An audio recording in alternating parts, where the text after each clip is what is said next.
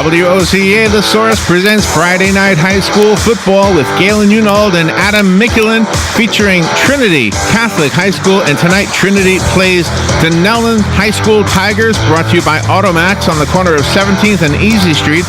Quality cars with outlet prices by Verizon Wireless, authorized retailer Matt Wilkerson, where he comes to you in Marion County. By Ocala Aviation, located at the Ocala Airport, where you too can learn to fly. And by Life South Community Blood Center, save lives, give blood. And now here is Galen Unold. Galen? Hey, thank you very much, Larry. We are live at Trinity Catholic High School right here on the southwest side of Ocala. It is a gorgeous night. The crowd is starting to come in. First home game of the year for the Celtics tonight as they host Larry Whitler's alma mater, the Dunnellon Tigers, who came all the way down from the southwest side of the county. For a little inter-county rivalry. Trinity comes into this game 0-2, not playing for the last, month it feels like, but it's been 2 games they lost because of the hurricane. Dunnellon played on Monday night. They played a tough game against Bellevue. And so it's going to be interesting to see how this game plays out. Trinity's super fresh, maybe too fresh, may have some rust there, compared to Dunnellon, who's coming off a game Monday night. That's a 3-day turnaround time. It's going to be a lot of fun for a 3-0 team and an 0-2 team. Dunnellon is in 4A, and they are ranked number 6 in the state. Trinity, a division lower, much smaller school. Again, big matchup tonight. The Celtics feel good. They've had 3 weeks of practice, and I want to bring in my partner, Alex. What the heck did I call you? Adam? It's a revolving door up here. But, no, it's good to be here, Galen. Appreciate it. Great game, and what are your initial thoughts? I know you're from football hotbed in Ohio, but here we are in Central Florida where football is pretty important, too. Yeah, it looks good. We got a great night here, great weather, too. The wind a little bit blowing. I'm wondering if that's going to have a play on the passing game at all, as well as any kicking game that might be. From the looks of it, with both these teams, the way they're matched, maybe field position might be a big deal. Overall, it's going to be interesting to watch here. Let's see how it plays out and go from there. It's going to really come down to 2 things. Has Trinity figured out and really gotten a hold of their veer option that they run, which I love. I'm a big fan of the veer option. When it's run well, it's as pretty as it gets. Think Nebraska. Back in the day when they were winning national titles and playing Florida State down in the Orange Bowl for national titles. And you compare that against Dunnellon, who is fast. I mean, they got speed at quarterback led by Cameron Massey, their quarterback, 6 foot, 168-pound senior. And then they have these 2 running backs. One is Draylon Edwards, 6 foot, 205, another senior. And then on the other side of that is number 4. You're going to hear a lot from him, too, which is Tyree Frazier.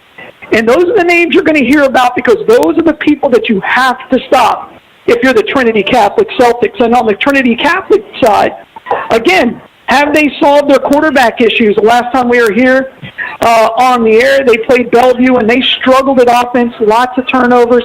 That was a really, really sloppy game. But again, they've had 3 weeks without a football game, and I know Coach Sturdivant is fired up about this game. 3 weeks can sometimes hurt you, but help you. If you're well-rested and well-prepared, that gets you going pretty good. But then again, if kids aren't focused, it could go the other way. But hopefully they are, and hopefully give it a good game. Yeah, weather-wise, you're a pilot. Yep. I know you're a weather geek. You have to be. But yep. This last month of weather here in Central Florida has been crazy. Incredible. I mean, we had a solar eclipse, so the kids couldn't practice one day because of the solar eclipse. That only happens once every lifetime.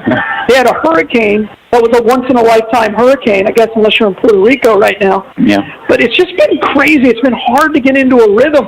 Yep. And I'm curious to see how Coach Sturgeon gets his team ready. And that comes back to that focus. How do you come back after weeks of sitting around, boys getting anxious, wanting to get out there and play? And the big part of that, it's early in the season. It's not like they've played enough games here lately either. It's not towards the end of the season. It's early on. There's a lot of season left if you look at it in detail. So yeah, hopefully they can bring it.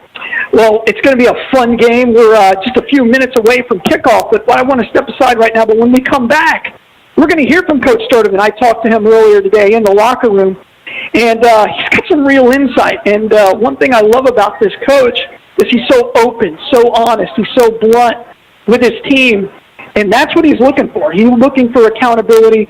He's looking for players to be truthful to themselves and therefore truthful to the team. So you are listening to WOCA, The Source.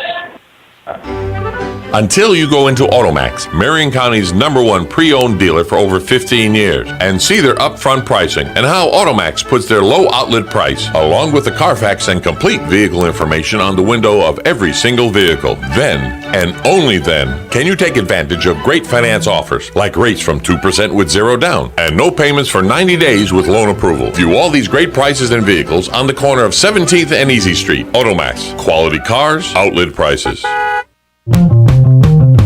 Hey, this is Matt Wilkerson from Verizon. You work all day, right? So why would you want to spend your night out shopping for that new phone? Well, Marion County, let me and Verizon help you out. I can deliver to your home or office, saving you precious time. Phone, tablets, internet, home phones, even accessories. Whatever you need, we will deliver free of charge. Call me at the store, 352-528-0020. That's 528-0020. Whether you're just starting out in your career or ready to make a change, being a commercial pilot is within your reach. The FAA has predicted that in the next few years, the number of planes in the sky will double, and that means a lot more jobs in aviation. Ocala Aviation has teamed up with an accredited university, enabling you to get a college degree in aviation while training to be a commercial pilot. And with options like financial aid, grants, and scholarships, it's never been a better time to get your new career in aviation started today. For more information, call me at Ocala Aviation, 352-861-7484. Life South would like to honor and thank all of our Hispanic blood donors during Hispanic Heritage Month. O negative blood is the most commonly used because it is the universal donor, and 66% of the Hispanic population is type O. Hispanic donors are more likely to be a match with Hispanic patients. Make sure you do your part for your community by finding your nearest blood mobile or center. Visit lifesouth.org for more information. Hasta pronto. You are listening to WOCA Radio, The Source. This is Trinity Catholic High School football, and this is Galen, Unold, and I'm with Coach Sturdivant as the Celtics prepare to play for the Dunnellon Tigers tonight. And Coach, what are your initial thoughts on the Tigers with all that speed they have on offense? I think they got a bunch of playmakers out there that can really move.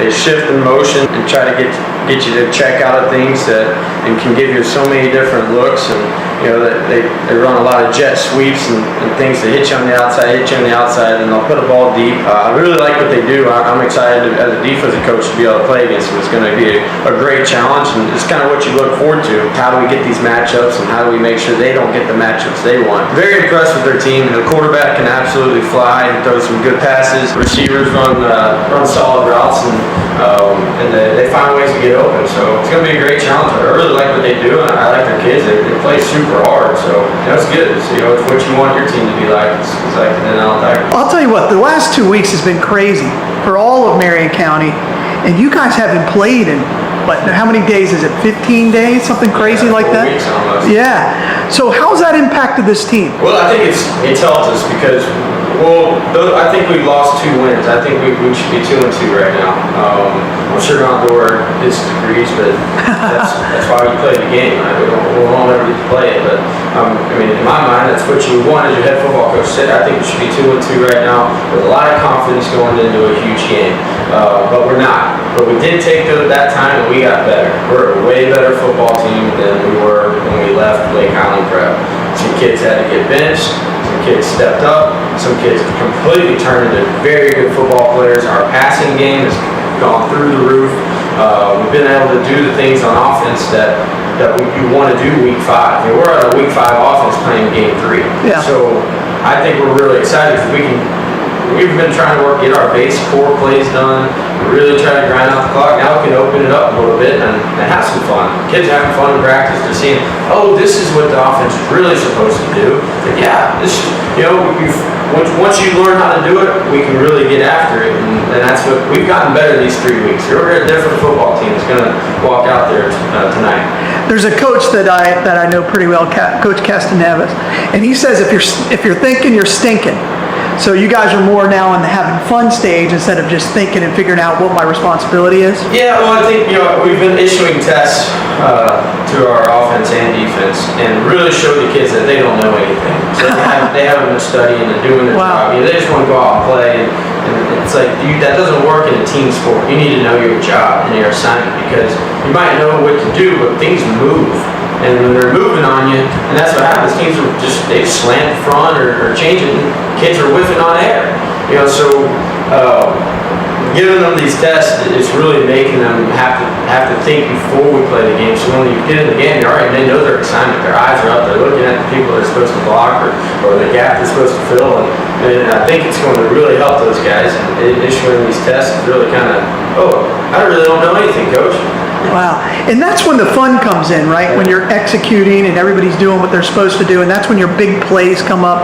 Because I know offensively, you guys are a big play offense. With that veer, you have the opportunity to gain, 45 yards on a single play. You've proven that in the Jamboree. Yeah. Is that what it's going to take in order for this team to get to that level? Yeah, I mean, if everybody does their job, this is the explosive veer offense. Yeah. Our numbers, we can put too many people on one side of the ball for you to stop us. It's just math. Now, can we read it and execute has been where we've been stinking at. And if we can start it, we can pop off these big runs, the offense opens up. I mean, it's really hard to throw the ball when they can put 9 guys in the box and bring them all. Yeah. And if they blitz, the worst thing you can do to the veer is blitz, right? So if we hit one on them, that stops them from blitzing. We can open up our pass game. We can bring our shifts and motions and do the things that we want to do. The offense is extremely fun. The kids are seeing how much fun it is. I mean, we have some really cool plays, trick plays, the things that you want to do. But if you can't run dive or lead, counter, ISO, that's the same for any. It doesn't matter what offense. Everybody has lead, counter, ISO. We're not. If you don't execute, it doesn't matter what play you're trying to call. So. Yeah, well, and again, you haven't even played a regional game yet. You haven't played a single game in your division. No. And this game is really a start, a jumping off point for the rest of your season as far as, because now you get into the meat of your schedule after this game. What are your expectations for tonight? Yeah, so Dunnellon's number 4 team in 4A if you have max preps. We played Lake Holland Prep, that's number 7 in max preps in 4A. We're playing some big time competition, so why not rise to that? Because I think the rest of our schedule is very manageable, right? So why can't we rise from the ashes? And let's do it tonight. What's stopping? We have every advantage. They just played a game on Monday. They're going to be beat up. Let's get after them. And we've had 3 weeks to get better. Yeah. So I think the kids are going to be way more relaxed tonight. They're not going to be uptight. Well, I think we're ready. I think the kids believe wholeheartedly we're going to win the game. Well, that's what it takes. That's right. That's what it takes. Well, it's youth night. It's a big day for all the Marion County youth football leagues that are out there, and it's a great opportunity for you to showcase what Trinity's all about. It's going to be a fantastic game, and thank you, Coach Sturdivant. Best of luck. Again, let's send it back to the studio. You are listening live to Celtics football right here on WOCA, The Source. When you go into Automax, Marion County's #1 pre-owned dealer for over 15 years, you won't take the new car depreciation because Automax saves you thousands on late model vehicles. Browse the inventory online at automaxocala.com. Then come down to see the great vehicles and upfront pricing in person. Compare up to 60 models inside the climate control showroom. So take your time. No high pressure, no gimmicks, no games. On the corner of 17th and Easy Street. Automax. Quality cars, outlet prices. Hey, this is Matt Wilkerson from Verizon. You work all day, right? So why would you want to spend your night out shopping for that new phone? Well, Marion County, let me and Verizon help you out. I can deliver to your home or office, saving you precious time. Phone, tablets, internet, home phones, even accessories. Whatever you need, we will deliver free of charge. Call me at the store, 352-528-0020. That's 528-0020. Whether you're just starting out in your career or ready to make a change, being a commercial pilot is within your reach. The FAA has predicted that in the next few years, the number of planes in the sky will double, and that means a lot more jobs in aviation. Ocala Aviation has teamed up with an accredited university, enabling you to get a college degree in aviation while training to be a commercial pilot. And with options like financial aid, grants, and scholarships, it's never been a better time to get your new career in aviation started today. For more information, call me at Ocala Aviation, 352-861-7484. Life South would like to honor and thank all of our Hispanic blood donors during Hispanic Heritage Month. O negative blood is the most commonly used because it is the universal donor, and 66% of the Hispanic population is type O. Hispanic donors are more likely to be a match with Hispanic patients. Make sure you do your part for your community by finding your nearest blood mobile or center. Visit lifesouth.org for more information. Hasta pronto.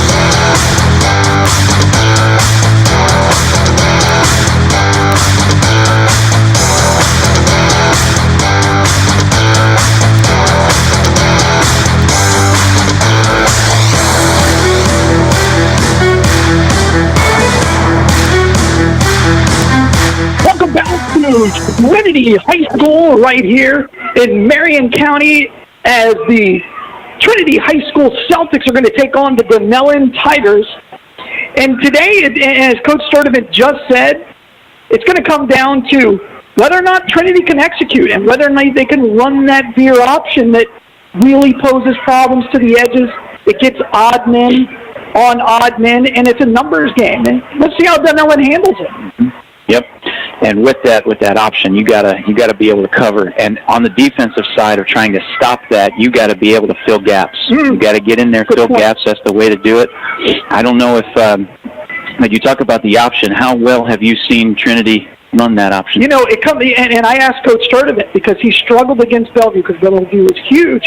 But if you can't run the dive and you can't run the ISO right up the middle, if you can't run those, there's three plays that are key: the ISO, the dive, and the fullback. Then you cannot run the veer because that sets everything up. Yep. That sets up your passing game. It sets up your option. It sets up your quarterback naked bootleg. And again, this is assignment football on the defensive end for Dunnellon. Can they match up? Sounds good. Now, with the size here, that's what I've been starting to look at via the roster, the size between the two teams. It's give or take, depending upon the position and everything else that goes with it. But like you said, to run that option, the size that Trinity has up front to push which either side they want to, depending on where they're at, is I think a big part of it too. It's big. Yeah, and this offense is going to come down to three players. If the left guard, which is Tommy Wheeler, the center, which is Mason Peterbank, and the right guard, Hunter Folsom, if they can maintain and create holes for that running game, for that dive, for that ISO, it's going to be a long night for Dunnellon. If they don't, it's going to be a long night for Trinity. I think Trinity can play with this team defensively because they have some guys who can run. They have some guys who can cover. They have some guys who can really attack the football. There's something you're going to hear about all night on the Trinity side. And it's just going to be interesting to see who can execute and who cannot. But Jordan Lewis defensively for Trinity is a key. He plays that middle linebacker / defensive end. They play a really interesting defense on Trinity. Let's see how they do it. Let's see how they execute. Mm-hmm. Yeah. You said Tommy Wheeler, right? Yeah, Tommy Wheeler's that left guard. And, that's 6 foot 200. Yeah, that's and then, size. you know, Mason Peterbrink, their center, 5'9", 210. Mm-hmm. That's a perfect center size, isn't it? I mean, that guy's a refrigerator. Yeah. I mean, he's not tall. He's not going to wow you with anything other than he's a square block. That's right. Get a body on somebody and push. Yeah, and if he can get, all he's got to do is create about 6 inches of space, then they can get some big yards. And then, of course, Hunter Folsom, that right side, they're going to run behind it a lot because I didn't mention Sam Kwiatkowski, 6'5", 220. That's a taller fella. That's a kid who's got some room to grow. Yep. And tonight is youth football night, and so the Celtics have taken the field as they run up, and you hear the crowd going crazy. And now you're going to see all the youth kids. My son, this is a big deal for him. He was so excited he came out here. They have the helmet blown up, and senior Wolfpack, who I'm one of the coaches of, is coming out, and I'm pretty sure they're leading the pack is my right guard. That's the fastest he's ever run. At least my son didn't fall. That's a good thing. So. Yeah, they did. They looked pumped. It was exciting. And they were also out there with the Steelers, who we broadcast that game live last year from Jervy Gant with the Steelers. Yeah, the Steelers won the championship. That was a good day. Yeah. That was a very good day. All right, so we're just a few minutes away from kickoff and the national anthem. But again, before we leave, what are your final thoughts in the pregame? What are you looking forward to seeing? I'm looking forward to seeing both teams play football. Both of them, with the weather, with everything we've talked about, all that stuff. Let's put it aside. Let's play football. Let's get the gridiron match going. Let's see when this kickoff happens, just which side of the ball is going to take it. Yep. That's exactly right. It's about football. But you are listening to Trinity Catholic High School football right here on WOCA, The Source. Life South would like to honor and thank all of our Hispanic blood donors during Hispanic Heritage Month. O-negative blood is the most commonly used because it is the universal donor, and 66% of the Hispanic population is type O. Hispanic donors are more likely to be a match with Hispanic patients. Make sure you do your part for your community by finding your nearest blood mobile or center. Visit lifesouth.org for more information. Hasta pronto. When you go into Automax, Marion County's #1 pre-owned dealer for over 15 years, you won't take the new car depreciation because Automax saves you thousands on late model vehicles. Browse the inventory online at automaxocala.com. Then come down to see the great vehicles and upfront pricing in person. Compare up to 60 models inside the climate control showroom. So take your time. No high pressure, no gimmicks, no games. On the corner of 17th and Easy Street. Automax. Quality cars, outlet prices. Hey, this is Matt Wilkerson from Verizon. You work all day, right? So why would you want to spend your night out shopping for that new phone? Well, Marion County, let me and Verizon help you out. I can deliver to your home or office, saving you precious time. Phone, tablets, internet, home phones, even accessories. Whatever you need, we will deliver free of charge. Call me at the store, 352-528-0020. That's 528-0020.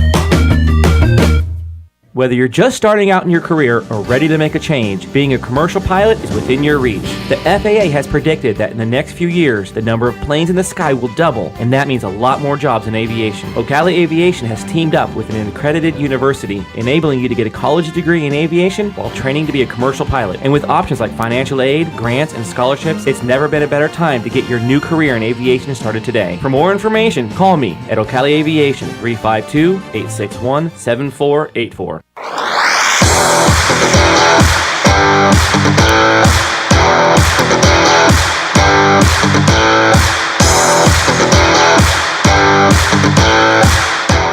WOCA, The Source, presents Friday night high school football. I'm Galen Unold, and I'm joined by my man Adam, and we're featuring Trinity High School as they play Dunnellon Tigers tonight. This is brought to you by Automax on the corner of 17th and Easy Street.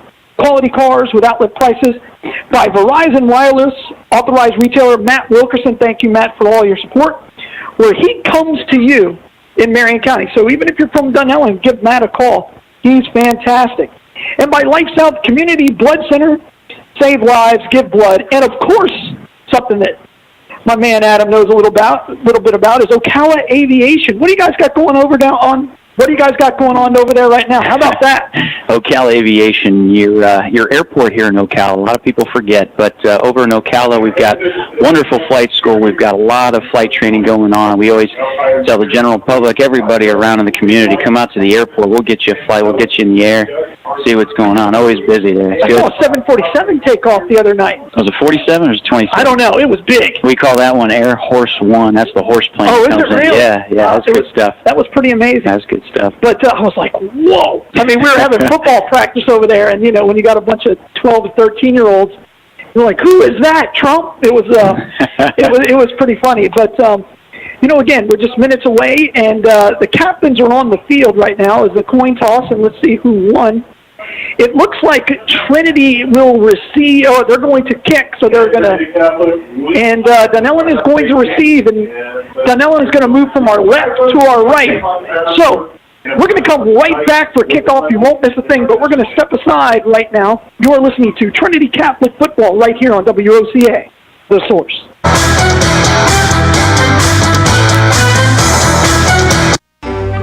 Until you go into Automax, Marion County's #1 pre-owned dealer for over 15 years, and see their upfront pricing and how Automax puts their low outlet price, along with the Carfax and complete vehicle information on the window of every single vehicle. Then, and only then, can you take advantage of great finance offers, like rates from 2% with 0 down, and no payments for 90 days with loan approval. View all these great prices and vehicles on the corner of 17th and Easy Street. Automax. Quality cars, outlet prices.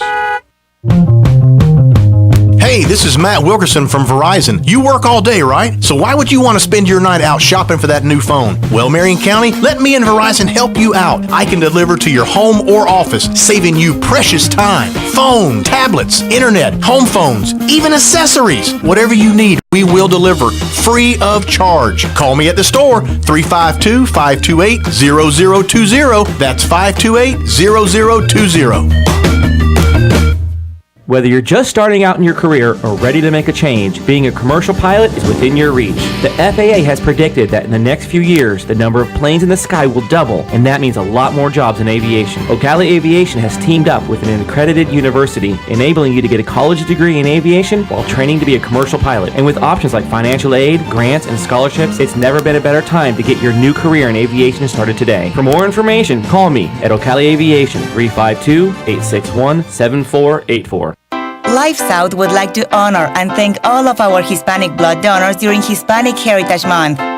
O-negative blood is the most commonly used because it is the universal donor, and 66% of the Hispanic population is type O. Hispanic donors are more likely to be a match with Hispanic patients. Make sure you do your part for your community by finding your nearest blood mobile or center. Visit lifesouth.org for more information. Hasta pronto.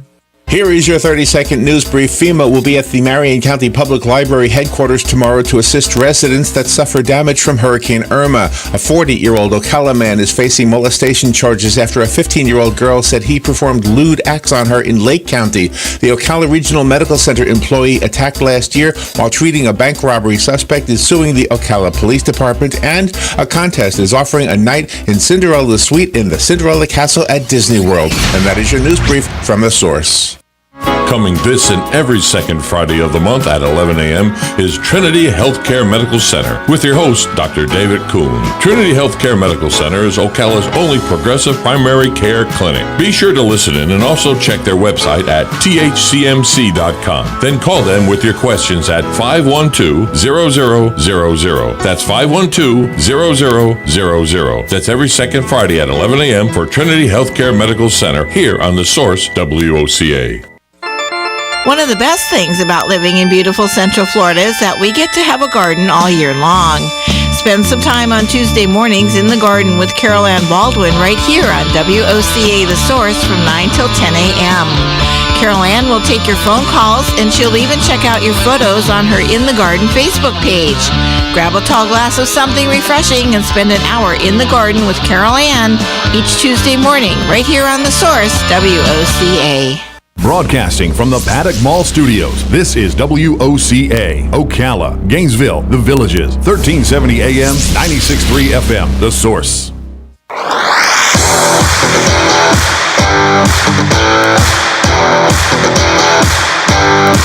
Welcome back to Trinity High School in the Celtics field right here on the southwest side of Ocala. We are just moments away from kickoff. Trinity is going to kick off to the Dunnellon Tigers, who rush out onto the field. The crowd's starting to come in. You get the drum line going.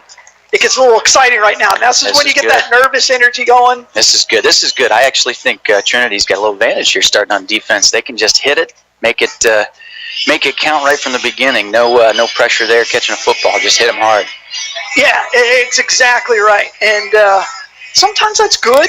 Yeah. You know, especially if you can get a stop. And you talked earlier about field position. Yeah. Wind's kind of settled down. A little bit. You know, let's see how things turn out. But I will tell you, if it comes to down to special teams, Trinity's got a real advantage because their kicker is special. Young man I coached in flag football, so Nick Ryan, He can kick it. And back deep for Dunnellon is going to be Tyreek Frazier and, of course, Cameron Massey, who we'll be hearing a lot about from tonight. And now Ryan's about to put his foot in the ball, and again, Dunnellon's going to be going from our left to our right on a gorgeous night here. Beautiful. Nick approaches the ball, puts his foot into it. Oh, and it's a little onside kick, but it looks like somebody was offsides. Flag on the play. That's an auspicious start. That was. Did you catch who that was? Maybe number 20 was offsides there? Yeah, it might have been. And that's kind of shocking to me because Reese Mills is he's a junior, but he gets a lot of playing time. I'm not sure who that was on.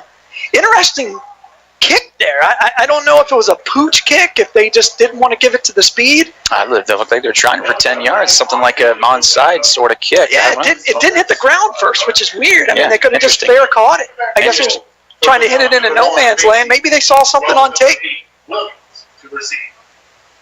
So we're going to do it all again, and this time the Celtics are going to kick it from their own 35.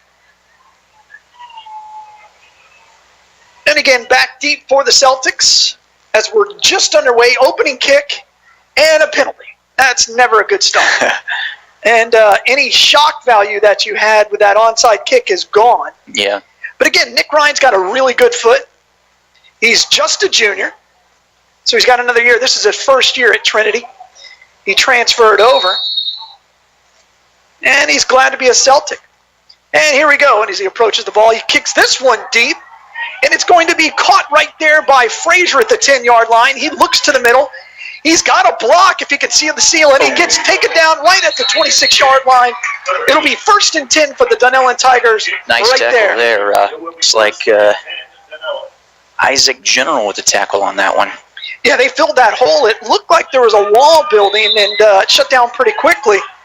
Great tackle on that. Way to wrap him up, bring him down there. Yeah, and after that 5-yard penalty, good kick by Ryan. And now that's going to be Dunnellon ball.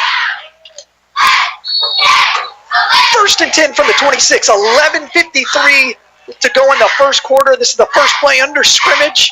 Shotgun deep for Massey. He's got it. He looks for the dive to the tailback, and he busts it outside, but only for a gain of a half a yard. Another good tackle there. Another good tackle, number 32 on that one for Trinity. And you're going to be hearing that young man's name all day, Jordan Lewis. He is fast, and he has the ability on this team to go wherever he wants. Yeah. Sometimes you'll see the Celtics with a 6-man front. Sometimes you'll see it with a 3-man front. This time, Jordan Lewis is going to go over and line up on the right side. And now the Tigers are they're in a pistol set, 2 wide receivers to the right side. Massey calls for the snap, looks over, he's going to give it to the dive, and this time he's brought down again for a 1-yard loss, and it was a fumble on the play. Oh, but it's recovered right there by Massey, who dropped it. Ooh, I tell you what, that was a great break on the inside. Number 22, Corey King there for the shoestring tackle that really stopped it right from the beginning. Poked that ball loose. Yeah, nice play. And I had checked that. Javon Lee is the quarterback, the young sophomore, 5'11", 165 for the Tigers. Next to him is Cameron Massey. And now we got a whistle. Something's going on. Somebody doesn't like something over there. Looks like the... 1, 2, 3. Yeah, it looks like not too many minutes. I guess it was just an equipment. The shirt was over the pad, something like that. And here we go. So this is a big play here. 3rd and 6 for the Tigers. Big stop for Trinity if they can get it here. Massey goes in motion as Lee gets the ball, and there's a blitz on the right side, and it's an Incomplete. overthrow. Jordan Lewis came free, and he said hello. That's a good job of that quarterback. Get rid of that ball. Oh, You got 6'4", 210 coming after you. You just got to get rid of it. Way to not give up the sack, but great play there by number 32. great start for the Celtics right there. That's what they needed, a quick 3-and-out.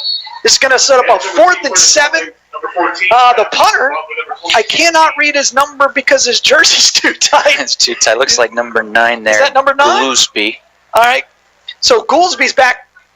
Decent snap. He gets it off with a left foot. Booming kick. Beautiful kick. Booming kick. Great kick. And it's caught there by the 22. A couple of dances, and he dives ahead is Tony Bruton Check that. That was Corey King. Corey King. We got deuces are wild for the Trinity Catholic. You got 22. You got 2. It's tough to see, but that was a heck of a punt there too. By the way, that puts them back inside their what's that? Their own 26-yard line. That's a good punt after that. It's a 42-yard punt. That's a big punt for that. I mean, that talking about changing field position. But if you break it down, the Celtics kicked. They forced a punt, and now this veer option gets to take the field for the first time in forever that was a good against an opening opponent. Good defensive stop on the other side of the ball. Let's see what they can do on offense here. And so, let's see. And here we go. Under center is going to be a new quarterback as they hand it off to Tony Bruton. Didn't see that coming as a young man. Can't tell who that is at quarterback. Can't either. I don't have a 5 on my roster.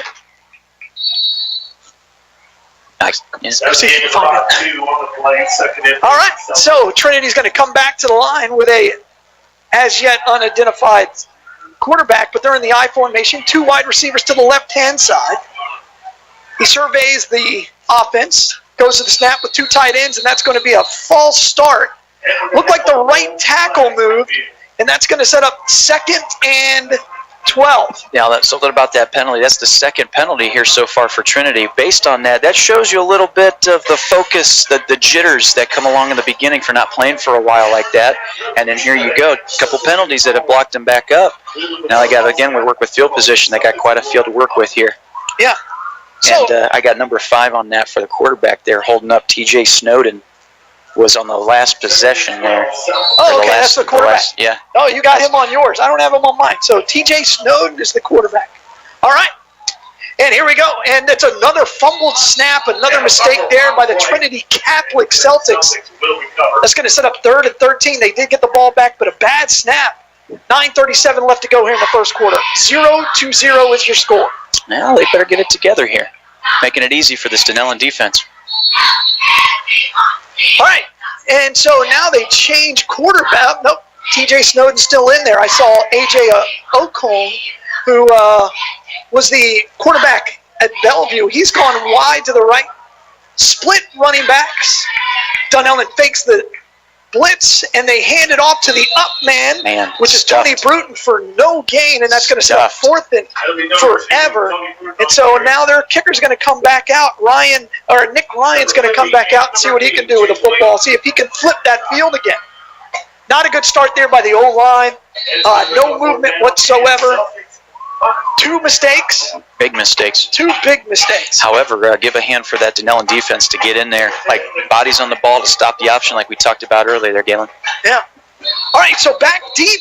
And another penalty. For the Tigers. Yeah, wow. Massey. And this is against the Celtics again. What in the world is that called? Illegal substitution. Well, there's something you don't see very often on a punt play. That's crazy. This is you know what this is? This is we're only in the 3rd game, and again, you talked about it earlier, a lot of downtime for these kids. Right. A lot of mental mistakes going on. That's not a penalty in practice. 8:34 left to go, and there's the snap. Ryan gets it off. It's a high hanging kick that doesn't travel a lot, but it's going to take a big Celtics bounce. And it's going to get to the 46-yard line of Dunnellon. 22-yard kick, not his best. Not his best, and we talk about field position. This is where Dunnellon can really stick it. Just inside the 50-yard line, their own was at 46. And with that, that's Trinity backing themselves up. Now, the benefit of that, though, is the amount of game left for them to play. If they can pull it together here, get another good defensive stop, get their heads right, they might be able to come back, make it big. Again, that defense is field position is shifted for Dunnellon definitely after that incredible punt and then the 2 mistakes. But here we go, 1st and 10 for the Tigers, and another penalty, and this one appears to be on the offense. Not sure. Let's see what the call is. These young men are itching to get off the snap here, off the ball. And again, you would think Dunnellon playing Monday night would be a little crisper. And it's on the Celtics, lined up in the neutral zone. Another mistake. That's the 4th mistake in, That's in the last 7 minutes of play. actual play, yeah. Not a good start. And this team can't afford those kinds of mistakes. It's tough to overcome. Now you field position again. Now they're on the Trinity zone. Was that 49-yard line? First short and 5. field. 8:15 left to go. No score. Shotgun set for Javon Lee as Massey goes in motion. And another offsides on the Celtics. Oh, nope, they called this one on Dunnellon. You know, usually you could get a little bit of a cue by which direction that ref throws the flag. He threw it to the Celtics side, but it was on Dunnellon. So we're back to square one. Back to square one. 1st and 10 on, you know, it's and they're on the 46-yard line of the Tigers on their own side of the ball. There we go, 1st and 10 again. Let's just snap it on go. I was thinking the same here. Let's go 1, 2, 3, go. You know, when you coach youth football, you do that all the time. You try to go on 2, and the whole world moves. You're like, just snap the ball. All right. Javon Lee in the shotgun. Next to him is Massey. Celtics fake blitz, and they're going to give Massey, it to the good run, good and that is Frazier, and Frazier is brought down after a 3-yard gain. Good close there by that entire right side of the defense for the Celtics. It's good to see that they're closing that gap with all that speed. That was a nice play. Good play call on that for Dunnellon. Just after everything off the ball, those 2 penalties, just a nice little quick handoff. 2nd and 7 for Dunnellon as they move from our left to our right. Lee's in the shotgun with Frazier behind him. Celtics fake the blitz. They're going to give it on the dive to Frazier, and he's brought down after a 2-yard gain. Nice hit there by number 6, Calvin Neal.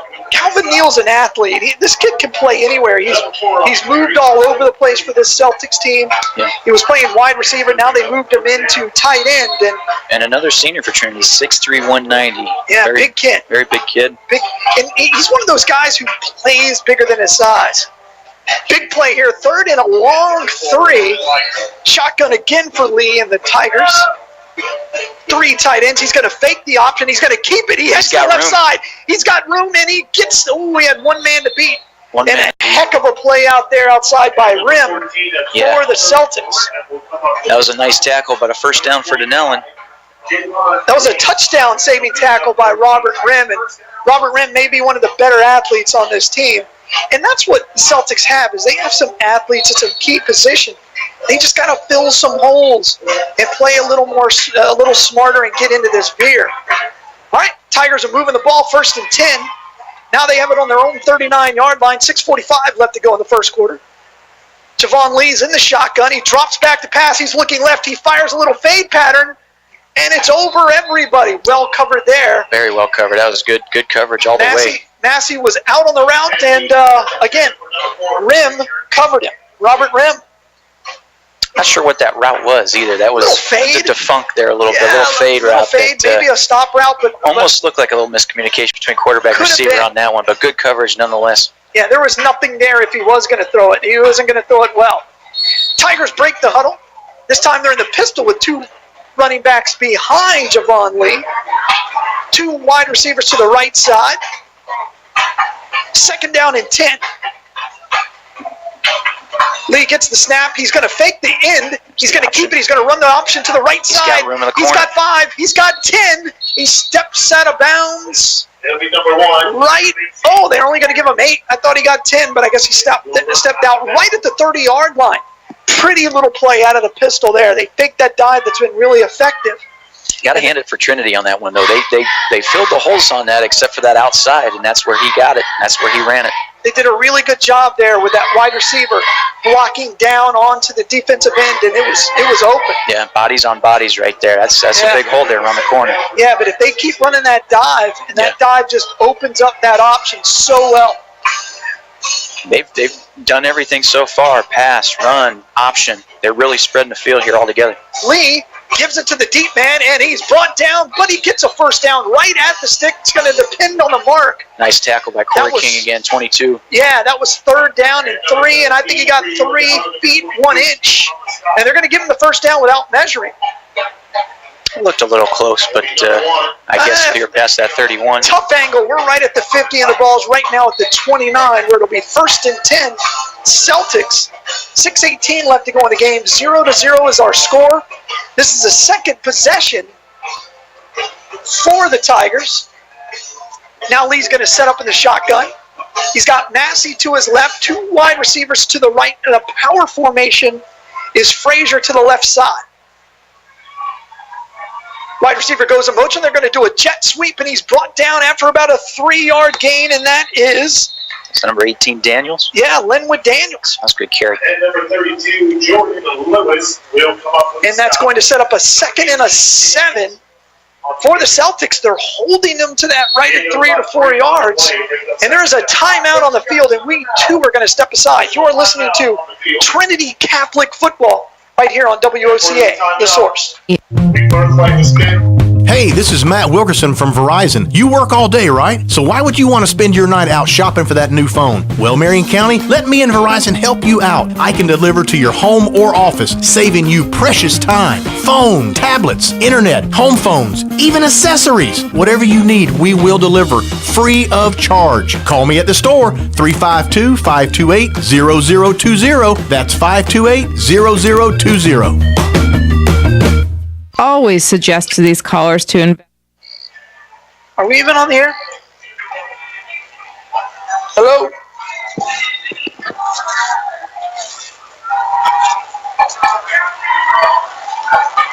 Hey, do me a favor. Call the radio station, see if we're on the air.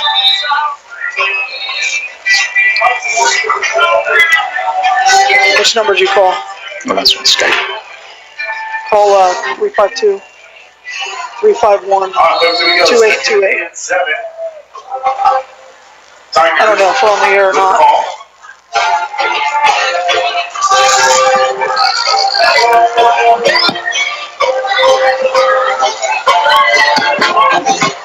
All right, here we are at...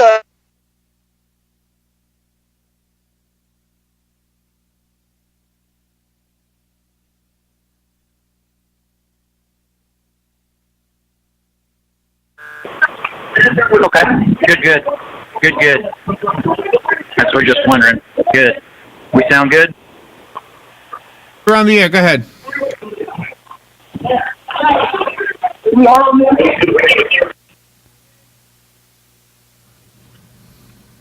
Go ahead, Galen. You're on. Holy mackerel. Oh, my gosh. All right. And here we go. Big third down here. Third down, and they're going to call it 20. 20. Javon Lee's in the shotgun. Showing blitz. 3 wide receivers out, and he's going to rush it up the middle and gets a gain of about 4, maybe 3.5. Nice tackle. And that's going to set up 4th down. Big sack there by the Celtics on that 3rd down play to set up this 4th down, and they're going to go for it, it looks like. They are going to go for it. I guess with having this field position here, this will be worth it. That's 20 yards. That's tough to get. One more stop by Trinity here. Get the ball back. They have to get all the way to the Celtics 19, and they are currently on the 35. Somebody else out there do the math. And Lee is at the shotgun. He drops back the pass. He's looking to the right. They're going to throw a screen, and he's got a block. He's got one man to beat, but he's going to be well short of the 1st down, and that's going to be Catholic ball right there at the 25-yard line. 1st and 10, 4:08 left to go here in the first quarter. Nice saving tackle there, number 7, Brady Perez with a stop on that. That was an open field past that guy. Good call. Stop. It was a really good call by the offensive coordinator there for the Tigers, and we haven't mentioned Coach Harris at all for the Dunnellon Tigers, but he's got his team 3-0, and they're ready to play considering they're coming right back after playing Monday night, physical football game against a county rival. To come back out here on a Friday night against the Celtics, tough turnaround. Away too. Coming after 3 days going away. That's a long week. That's a long week for anybody, especially these boys after doing what they did, and now actually they're showing like they're ready though. This whole first quarter has been them. All right, so the Catholics have the ball, the Celtics, and there's a handoff to Tony Bruton, and he gains right about 3 yards. And again, that dive that is so important to this team. Let's see what they can do, but it's 2nd and 7. Like you said, that's got to set up. That's got to be a little bit better than that if they want to be able to run maybe more of that option or a different play altogether. All right, so TJ Snowden is the quarterback today, as he's going to execute the veer. They're going to see if he can do something else. 2 wide receivers to the left, split backfield, Bruton and King. And they're going to give it to the up man. Nope, that's a fake, and that's a beautiful fake dive as Snowden keeps it, runs around to the left side on a little bootleg. He had the option, but he chose to keep it. He gains 3 yards. Quick feet there by the young man Snowden. Positive run there. That's Trinity needed to move the ball forward. That's what they did. Now they got a chance here. Really not that long of a 3rd down. It's 3rd and 7, but with the way they're starting to show signs of life here on the offensive side here, maybe they can get this 1st down. Coach Sturdivant, again, I told you he's got a lot of confidence in this team. He's given this offense over to a freshman. Snowden is a freshman. He's not the biggest guy, but he is fast. I saw him play a lot of flag football over the summer, and he is fast. Big play here, 3rd and 5 for the Celtics. Split backfield. Snowden drops back to pass, but he's sacked. I'll tell you what, Corey King just completely whiffed on a block. And he got lit up. Maverick called Goose. Yeah. And I'll tell you what, Snowden got popped. Yeah. Snowden hit the cockpit on the way out and got popped. What a great tackle on that. Just got a body on him. Didn't fall for the fake. Didn't fall for the juke. Yeah, the slant was open. They were trying to hit rim on the slant. It was open, but he just never had a chance. Tough break for Trinity on that 3rd down here. Now they have to punt. Yeah. 2 minutes left to go here in the 1st quarter. As Nick Ryan is back to punt, he kicks a nice punt there, nice hanging kick. It's received by the Tigers right at their own 40. He makes a man miss, gets over the over the 50, and he's brought down right at the Celtics' 47-yard line. More to be 1st and 10 for the Tigers. Chase Williams with that return there. Good move to break that 1st tackle and a few positive yards. Now again, starting field position. Here we are. We're inside Trinity's own 48-yard line of Trinity, starting here 1st and 10. And the Celtics still haven't been able to get a 1st down. Now they just haven't moved the ball. Coach Sturdivant's got to dial something up. He's a defensive coordinator as well. He's a defensive-minded coach, and he loves defense. He was excited about playing this. We got a bunch formation for the Tigers to the left side as Lee is in the shotgun formation.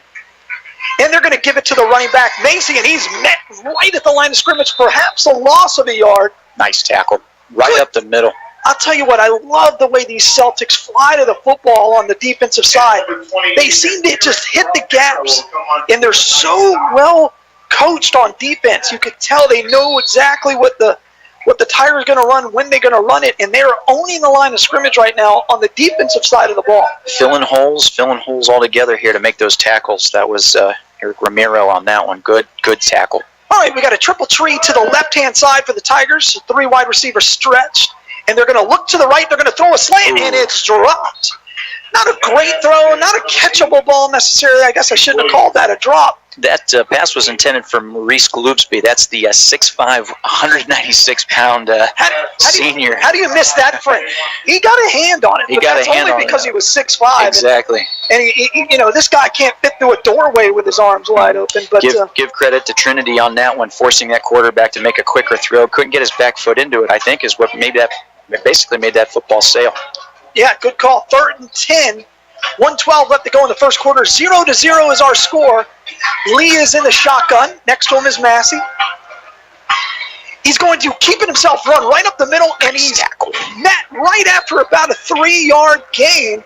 Cal set up 2nd and 7. Calvin Neal, nice tackle right up the middle there. Give it to Trinity on this for the defense, coming off of a little short rest there from the offensive side with that mediocre possession. And here they're firing. Right now you got, 4th and 6 here before the end of the 1st quarter. Yeah, 48 seconds left to go. This may be the last play of the game. Tigers are going to come out with 4 wide receivers, 2 each way. And Lee calls for the snap. He drops back. He's looking to his left. He fires. He's got a man open. But it's intercepted right there. Tigers, Blue with a heck of a catch. Corey King. Oh, Corey King. I'm sorry, those deuces. Yeah, that deuce is wild. I'll tell you what, he looked open. Incredible. And King covered ground. And that's a play. If you're looking at it from the Tiger side of the field, it's a punt.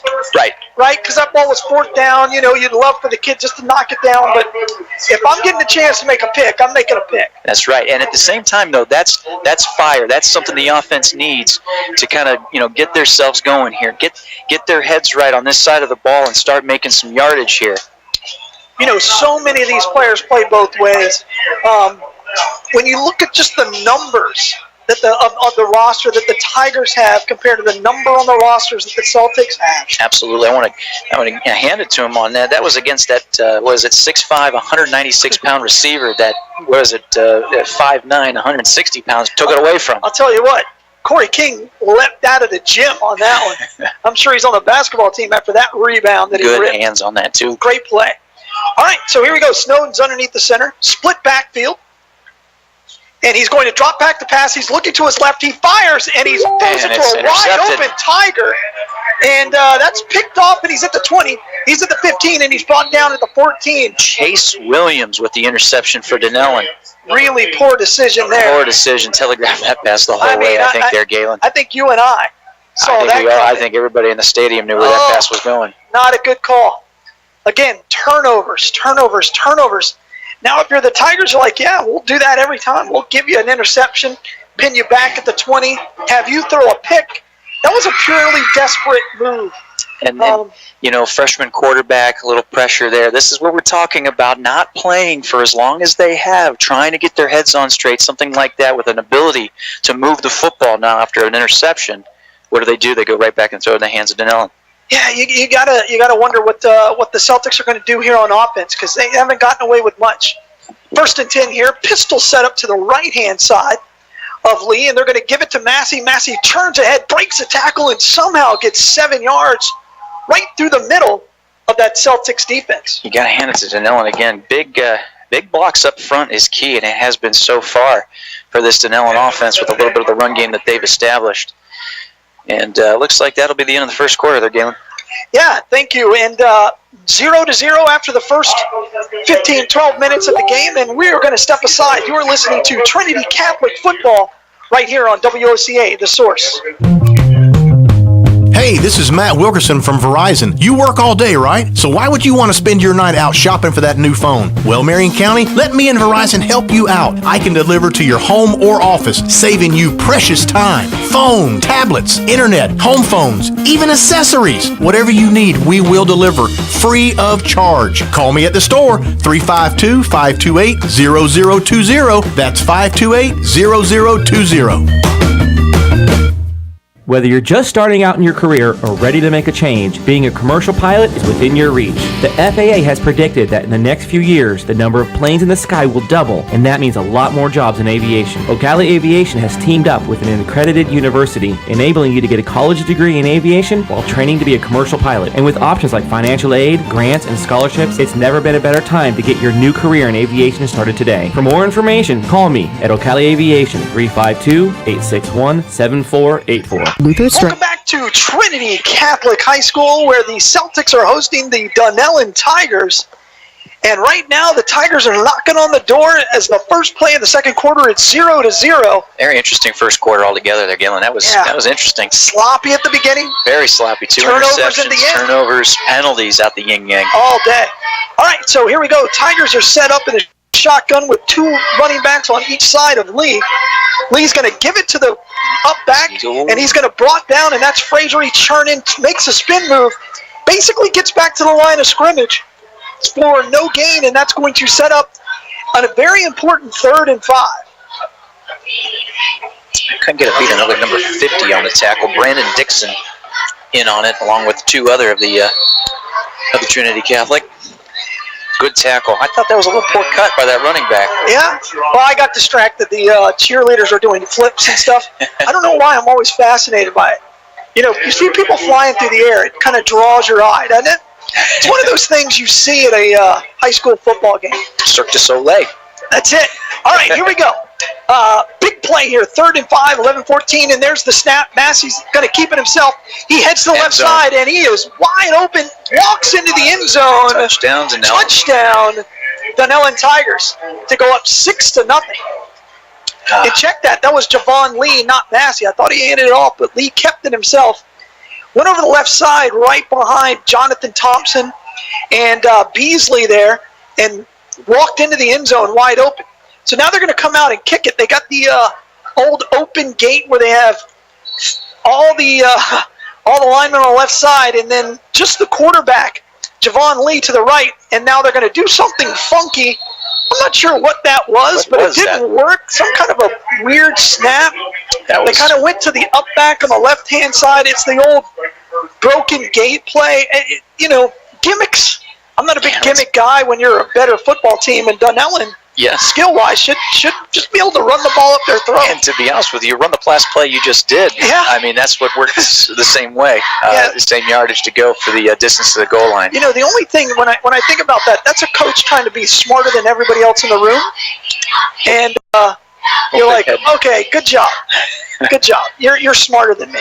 It didn't work, so I guess you're not. But nonetheless, the Tigers get on the board with a nice drive of 19 yards after the touchdown, or after the interception. And that's going to be 6-0, 10:22 left to go here in the first half. And now the Tigers are going to kick off to the Celtics, who are now moving from our left to our right. Let's see how this shakes out. Let's see if the veer can start to work. I saw Snowden throwing on the sidelines, getting loose. A young man's got to be a little nervous. Right. Freshman. I know he played at MCYFL last year, but here he is on a much bigger stage. This is where a coach tells that young quarterback, take a deep breath. Yeah. Get back out there. That's what they got a chance here for. Like you said, 10 minutes left in this half. A lot of time for Trinity to answer. And here's the kick. It's a shank. That is an absolute shank by the quarterback, Javon Lee. I mean, that ball went dead right. It went out of bounds. Where are they going to mark it? He's still walking. 40. He's still walking. Well, they're going to put it to 45, I believe, because it was out of bounds. So I think it'll be at the 45 for the Celtics. Good field position. Maybe that was a good thing to happen for the offense. Now they're not breathing down the shadow of their own goal line. Exactly. Now, if they can work this offense a little bit more with what they were doing with some positive yardage down at their own goal line there a few possessions ago and get the small yardage, keep working, get yourself 3rd and short here. That's what this offense needs to do. 3rd and short, something that's acquirable to get themselves a first down. They haven't yet all game. Yeah, this offensive line, Tibbetts, Wheeler, Peterbink, Folsom, Kwiatkowski, have to start moving. They have to start changing when that running back gets hit. Back deep is the double deuces, King. And they're going to let the freshman keep it in. Boy, was he hit at the line of scrimmage. 57, Jalen Thompson for Dunnellon, body slammed. Welcome to high school football. Body slam. That was the young freshman Snowden holding the carry there. Yeah. Holy smacks. Wow. Welcome to high school football, Snowden. Wow. Wow. That's all you can say. Ladies and gentlemen, listening at home, that was an incredible tackle. Sure was. He picked him up, threw him down. That's a strong play by the defensive player. My goodness. And again, that's going to set up, another negative yards by this offense. And that's going to set up 2nd and 15, 2nd and 13, 9:43 left to go in the first half. This time they're going to pitch it, and that's going to be King. And King is brought down after a gain of about 2.5. Check that. That's Bruton.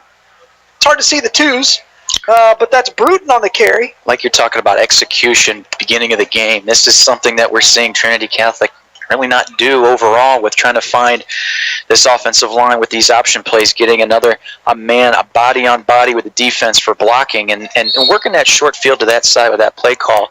You got to find somebody to put a body on and create a hole for these running backs.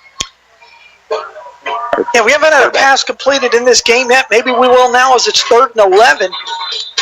And flag on the play. The Celtics were lined up, and somebody moved somewhere doing something. The refs are pointing to somebody. Illegal motion? Can't be illegal. I think it's on the Tigers. Shirt not tucked in. What's that ref doing? I've never heard of that. But, no, they're going to call offsides lining up in the neutral zone. I guess, but there was pre-snap penalties lining up in the neutral zone. Those always frustrate me. And a lot of them tonight overall. This first half so far, we've seen 5, 6 of those same penalties. Yeah, 3rd and 6 here. 9:36 left to go in the first half. Snowden's under center. Neal in motion. Yeah, Calvin Neal in motion. Montez Lee is going to the left side now, and they're going to make a dive, and it's another flag, and this one's going to be on the offense as Montez Lee, who was moving to his left, he cheated a little bit and started moving a little bit too early, and that's going to set him right back to 3rd down and 11. There you go. You had an option, like I was talking about at the beginning of this possession, getting yourself a workable 3rd down.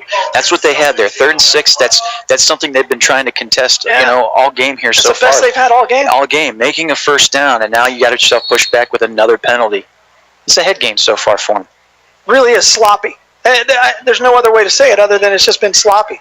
Let's see if they can clean it up. This lot of time left here in the first half, but only down by 6, and they haven't done a whole lot of anything on offense. Now they're going to go 2 wide receivers, 2 tight end set, I formation. They're going to give it to the deep man, and he makes it move because there's nothing in the middle, bounces it outside, and is brought down for no gain. Corey King on the carry. Corey King on the carry of that one, trying to find an opening. Went left there on that cut. Not really much doing with this Dunnellon defense, still staying tough, filling the gap. Yeah, here comes the 3rd punt of the first half for the Celtics. Still no first downs. And Galen, if I could say, the punter so far has actually done a fairly decent job of getting Dunnellon pushed back a little bit. That last punt was pretty good. Let's see if we can do another. And he's going to have the wind at his back. Let's see if that helps him. Nick Ryan back to get the punt.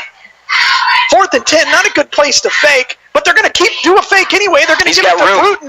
Bruton's got one man to beat, and he can't, and he's brought down after a 5-yard gain. No call. No call on that. It looks like he got him by the shirt instead of the face mask, but that's going to be a turnover on downs. I'm not sure I like that call, but I understand it. A little bit desperate to me. To be honest with you, they had room on that one. Corey King, by the way, 22, the ball carry on that one. And you know what? He had room. He had the end around to take it, but another tackle by Dunnellon. To be honest with you there, I did see some face mask on that one. We got the booth right there at the sideline. The ref was standing there. I don't know why he didn't call it either. That's why I'm assuming he caught the shirt instead of the jersey, but the whole sideline was saying there was a face mask. But now pressure on that defense here. Tigers scored last time they had the ball. 1st and 10 from the Celtic side of the 50 at the 46. There's a fumble snap, and it's going to be down. That was a big play. So now it's going to be 2nd down and 19 for the Tigers. Bad snap. A little help from Dunnellon here. Trinity Catholic could push it back. Let's see what they can do here. 2nd and 10 now, huh? That's a little gift. Yeah, Javon Lee just couldn't.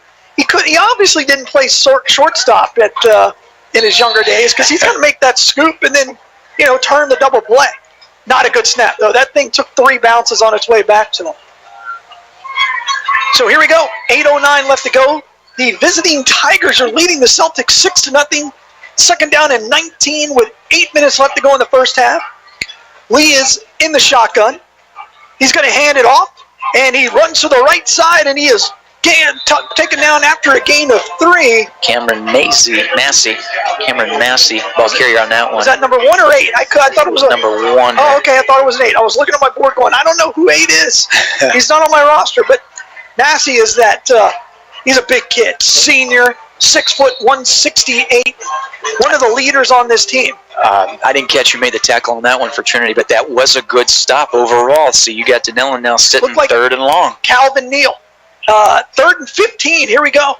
Lee is in the shotgun with Frazier next to him on the left side.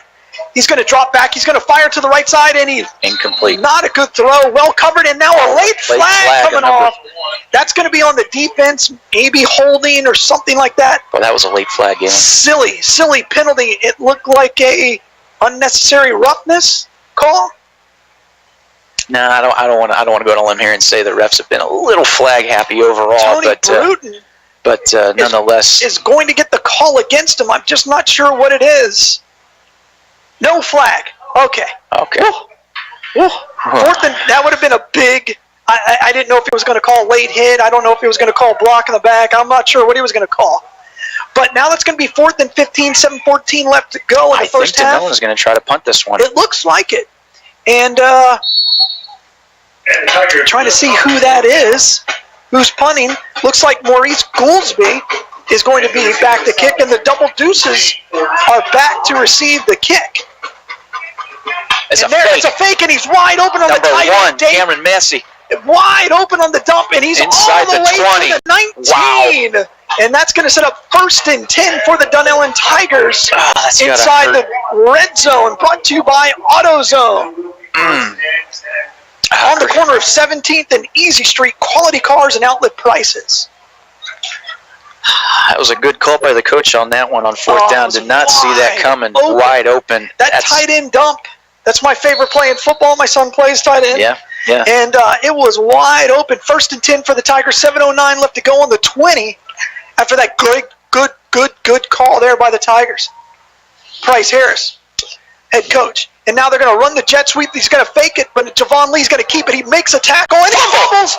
But the Tigers are going to recover right there at the 5-yard line after a 15-yard gain by the Tigers. It's going to be 1st and goal from the 5 for the Tigers. Javon Lee, again, that dive's been working all day. This time he kept it, and he brought it all the way down to the 5-yard line. Give credit for this Trinity Catholic defense. They're still fighting. Good tackles. They pop the ball loose, but that's the way things are falling here. They're falling to Dunnellon. All right, here we go. Javon Lee breaks the huddle. He's in the shotgun formation. Pistol right with the deep man, Cameron Massey. Lee calls for the snap. He gets it. He's going to hand it off to Massey. Massey runs right up the field, untouched. Touchdown, Tigers. Check that. That's going to be Edwards on the carry. It was a 7, not a 1. 12-0 Tigers. 6:26 left to go in the first half. Again, you're just looking at a tough defensive set for Trinity on this possession for Dunnellon. That 4th down, that was a good 3rd down stop, which gave them a little bit of momentum, you thought, and then a trick play like that called by Dunnellon, and now you get yourself a 12-0 football game. All right, so now the Tigers are going to go for 2. Nope, they're going to kick it. It looks like their quarterback, Javon Lee. I still don't trust they will. I didn't see him kick a single one in pregame, and there's another penalty. Offsides on someone. Line judges are going to need to watch their flags after this one.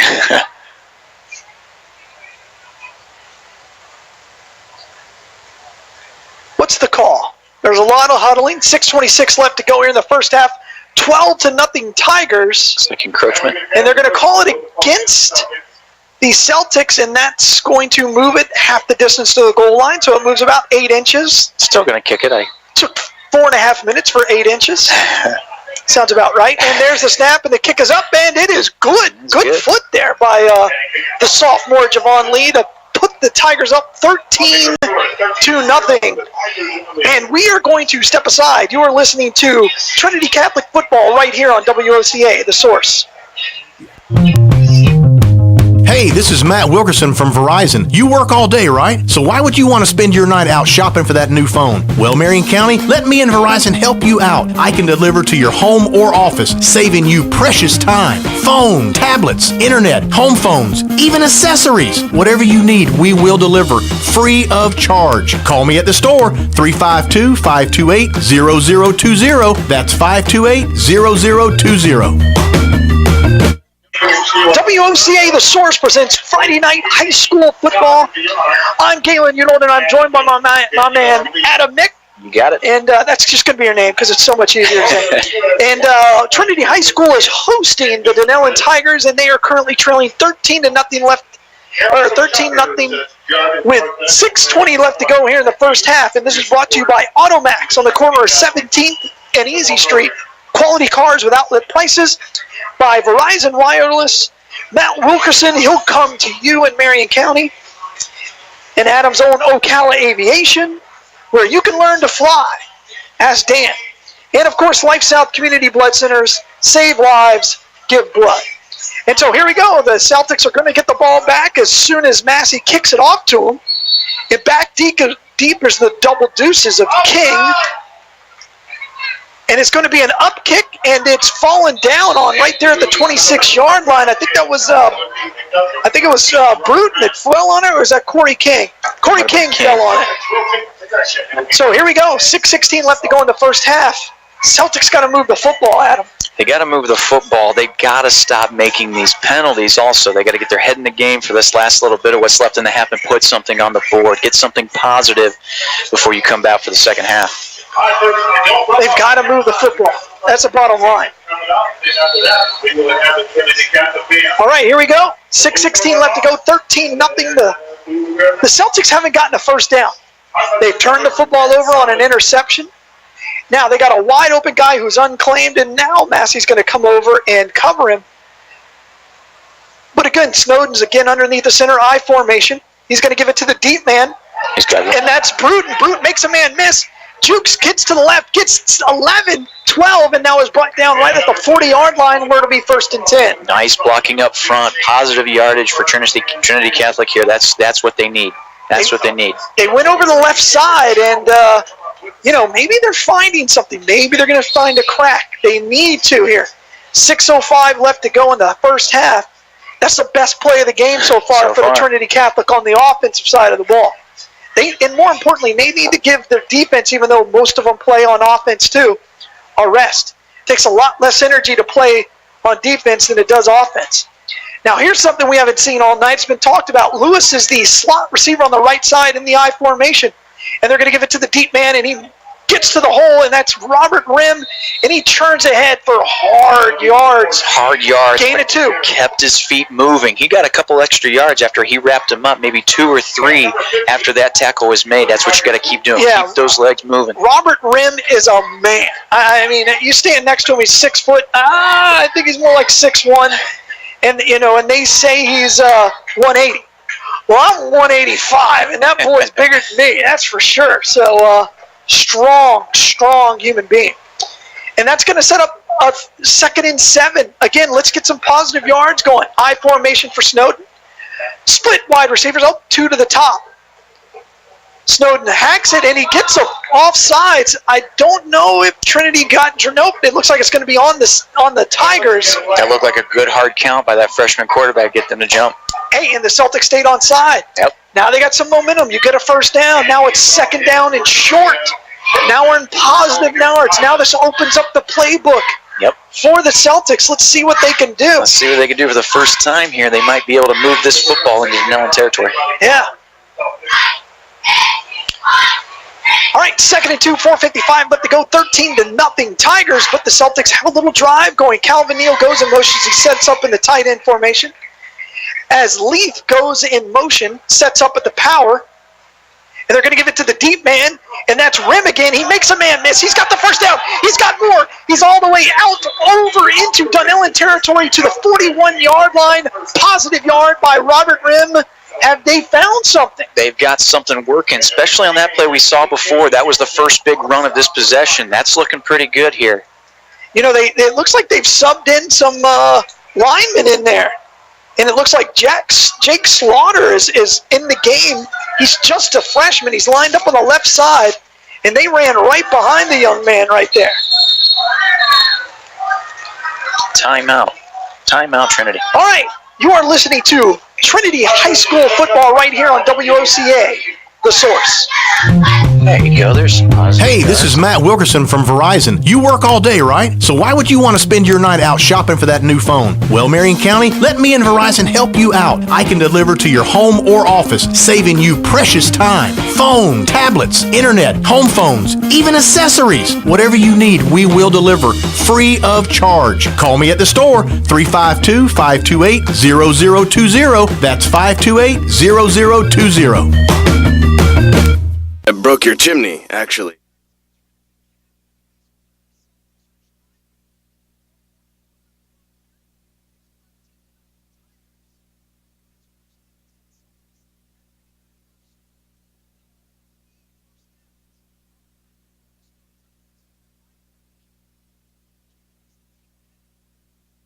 And Snowden's going to keep it. He options it out wide to King. King makes a man miss and knocked outside after a positive gain of 3. And that'll set up 2nd and 7. Push out of bounds there by that big guy, Maurice Gloopsby.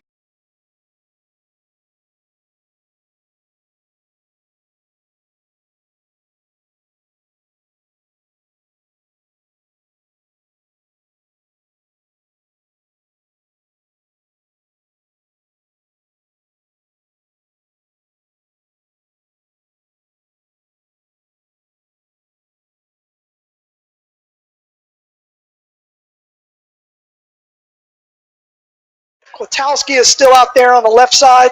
That 6'5", 220-pound man. And it's just been good. It's been good to see. And now there's a penalty on the play. What was the call? I missed that. Missed the call on that. It's a 10-yard. Must have been a hold, so that'll be 1st and 19. Another mental mistake there. And so Snowden comes to the line, I formation, 2 wide receivers to the right side. And another false start of some kind. The back judge called the penalty, and that's going to be on Trinity Catholic. It looks like it's offsides. So instead of, a positive gain, the Celtics are going backwards again. Mental mistakes here down the stretch. At this point in the ball game, I don't think there's any excuses for this so far. What do you think, Galen? We're at the point now where those are mental mistakes. Are they getting tired? Right, we just negated that big gain earlier here. We were in Dunnellon's own 30. Now we're backed up on our own field here at the 45. Yeah, it's 1st down at 24. What do you call on that? And they're going to give it to Rim. Rim runs to the left side. He's trying to get the edge, but he's brought down for another loss of 5. Nice tackle. That was going to be a one-on-one all the way, and the Tigers showed their speed on defense there and brought him down for a loss of 5. That's going to set up 2nd down, and let's call it to my house. 3:58 left to go here in the first half. Celtics had a little something going. Holding call, offsides, mental mistakes, and now they're backed up on their own side of the 50. 2nd and 30. What do you call here for the offense with an opportunity, though? Don't get me wrong. Get an opportunity here to put some, get some positive yards and have something workable for 3rd down. Neither team has completed a pass. Let's keep that in mind. 2nd down and 30. He's going to drop back. He's going to call the draw instead, and that's to Bruton. Bruton runs ahead, gets 5, and is knocked down. That'll set up 3rd and 25. It's better than 2nd down at 20, I guess. I mean, here we go. Really I was curious if they were going to throw the ball there in that situation. That was actually not a bad play call there. They had some room to run. A great tackle again by this Dunnellon defense. Yeah, they're stepping up a little bit. So fast, like we were talking earlier. So fast. And again, hats off to this Dunnellon team. They played Monday night, against Bellevue, another county rival. And they are here to play tonight. All right, so the Celtics are going to come to the line. They're going to be in the shotgun. Nope, they're going to be under the center, split backfield. And there's a flag on the play. And is it going to be illegal substitution? It's going to be illegal substitution. Or that would delay a game? Couldn't tell. One of them. Either way, it's a 5-yard penalty. So 3rd and 25. Heck, let's make it 3rd and 30. Man, that's like the 11th, 10th penalty. Crazy. All right, here we go. Snow drops back. He rolls to his right. He's got a man. He fires it downfield, and it's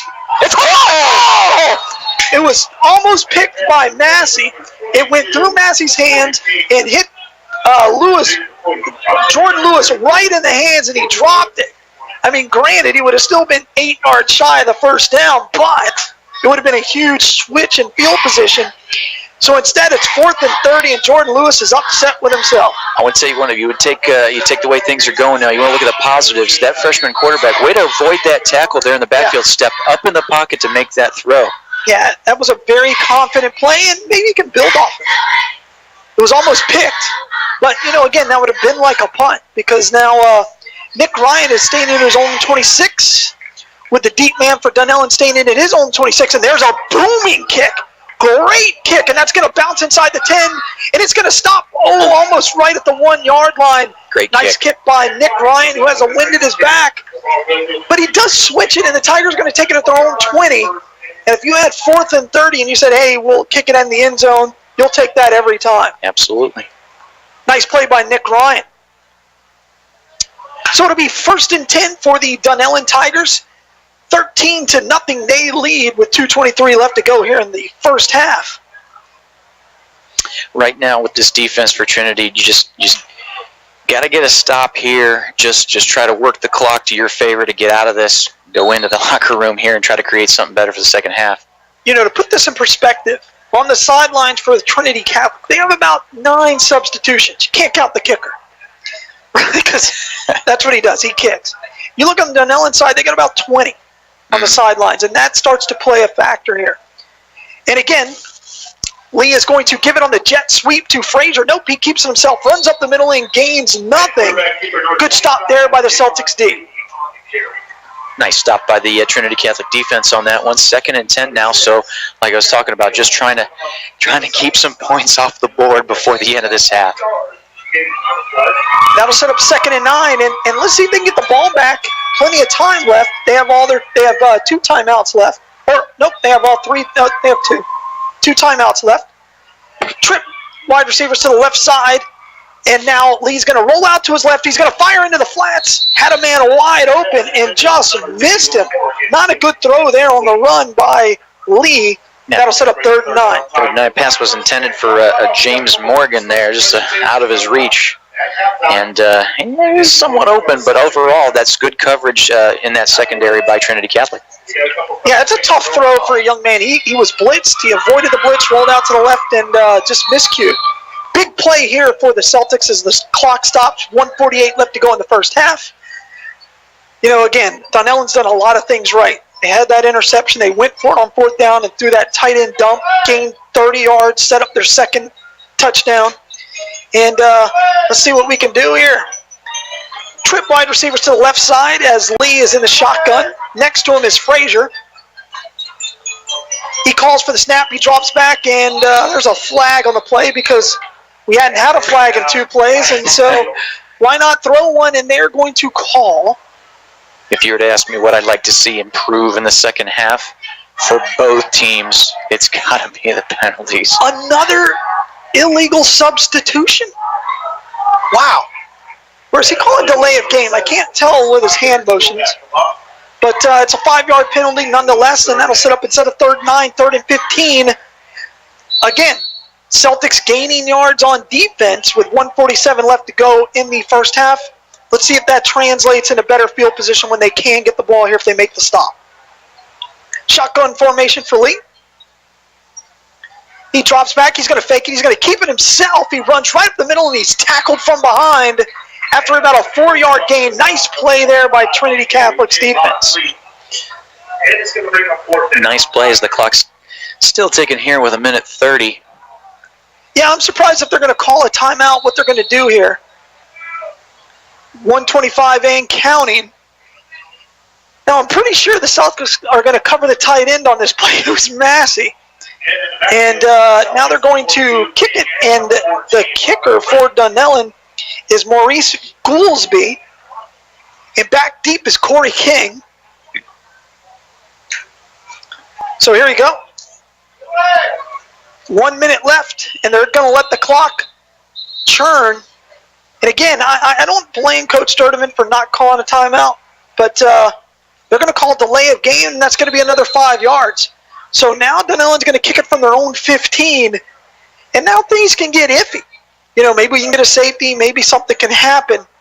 And now they call a timeout on the field, does Dunnellon. And let's keep it right here because we got 58 seconds left to go.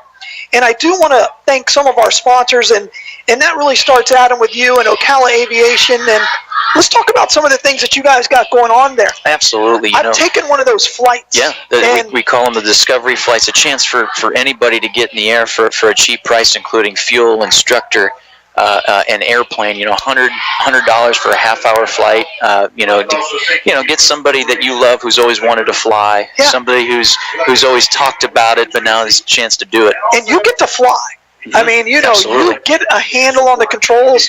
They may let you taxi. You know, Life South Community Blood Centers has a plane. Yeah. And so I have flown the plane several times. But it is an amazing feeling. We're like, wee! It's like, you're not in a position where you can get hurt. There's safety is key. It's number one. But you can turn the plane. Oh yeah. We'll even help you go as far as landing it. You know, we do what we can. You go up with an instructor, somebody who's a seasoned veteran, and makes it work for you for an enjoyable afternoon. Awesome. It's a cool thing. It's a great gift.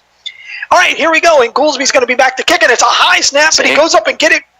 Not a great kick, end over end. It's going to bounce right at the 45-yard line and bounce back right there. Celtics ball right on the Dunnellon side of the 44. 2 timeouts. You talked about that earlier. You mentioned that in the last possession. 2 timeouts here. There's only a minute to go, but you got some field field position here to at least put some points on the board. Yeah, and again, that delay of game penalty that they took, that's 5 yards. And this is only the second time that Trinity Catholic has been on this side of the 50. 58 seconds left to go. Let's see what happens. Let's see what this Celtics team can do. They have a freshman at quarterback. And let's see if they can shake things up. Second, it's going to be 1st and 10, I formation. 2 wide receivers to the right, 1 up top. No tight end. Snowden calls it. He drops back. He looks to the right, and instead he has a draw, and that's given to Bruton. Bruton breaks the tackle. He's got 10, 15, 17, 20, 22. Excellent. Offensive line just pushed the pile. What a run. And I believe I saw a flag on the play. No flag. No, look Thought clean. I saw something. And that is the best play of the game so far for the Trinity Catholic offense. Excellent. Running it behind that right side was Folsom. Timeout, Celtics, 48 seconds left to go. 1st and 10 at the 23. That pile, he carried 3 of them Dunnellon players, keeping his legs moving, making positive yardage here. Now they got a chance. I'll tell you what, the offensive line has come alive. Now, they've been here before. Can they get out of their own way? They are in field goal range, and I know right now nobody wants a field goal, but you want to put points on the board. Because guess what? You get the ball in the second half. That's exactly right. You get the ball in the second half. Let's get something positive going here for the Celtics. If you can come away with any points whatsoever towards the end of this half, that's a silver lining for the way this first half's gone. Sure. And then you end on a positive. You're in that locker room, and things feel a whole lot better than, gosh, we can't even get on the board against this team. And you know the offense can play against that defense. Yep. You know that there's some positive. Absolutely. All right, I formation for Snowden under center. 2 wide receivers to the right side. He's going to drop back. He's going to get that draw again. This time it's to King. And, check that. That's Bruton. And he's going to gain 8 yards. Those guys are mirrors of one another. It's difficult to call. It's a 50-50 guess, and I can't seem to get it right. But that's going to set up 2nd and 10, and the Celtics take a timeout with 41 seconds left to go. They're out of timeouts now. But they're inside the 20, and that's the Automax zone, as we like to call it. Yeah, that's big time. Nice. And they're right on the corner of 17th and Easy Street. Quality cars and outlet prices. Let's see what is Trinity going to call here. 41 seconds left to go. They haven't completed a pass. Neither team has. Mm-hmm. And I'm shocked by that. Because, when I talked to Coach Sturdivant this morning in the locker room, he felt he was going to be able to move the football in several different ways. He felt he could open it up and throw the ball. So far, the freshman Snowden has had no time to throw the ball. Now you've got a little bit to play with here. No timeouts left, either 41 seconds left. Let's see what they run. All right, here, I'm going to tell you right now, look for Jordan Lewis. He's lined up on the right side in the slot. They're going to come out in the I formation, and they're going to give another draw. This time it's to Corey King, and he's brought down right at the line of scrimmage, and the Celtics need to move here. 35 seconds and counting. Interesting call there. I thought they would throw it, but it's 3rd and 5. And now Nick Ryan's going to come in, and they're going to kick a field goal. I think this is a smart play. They got time. They're going to kick a field goal. AJ Lacone is going to be the holder. 15 seconds left. Nick Ryan is the kicker. This is going to be a 36-yard field goal. Good snap. Good kick. And it is good. Nice call. Nice. 13-3 as the Celtics get on the board.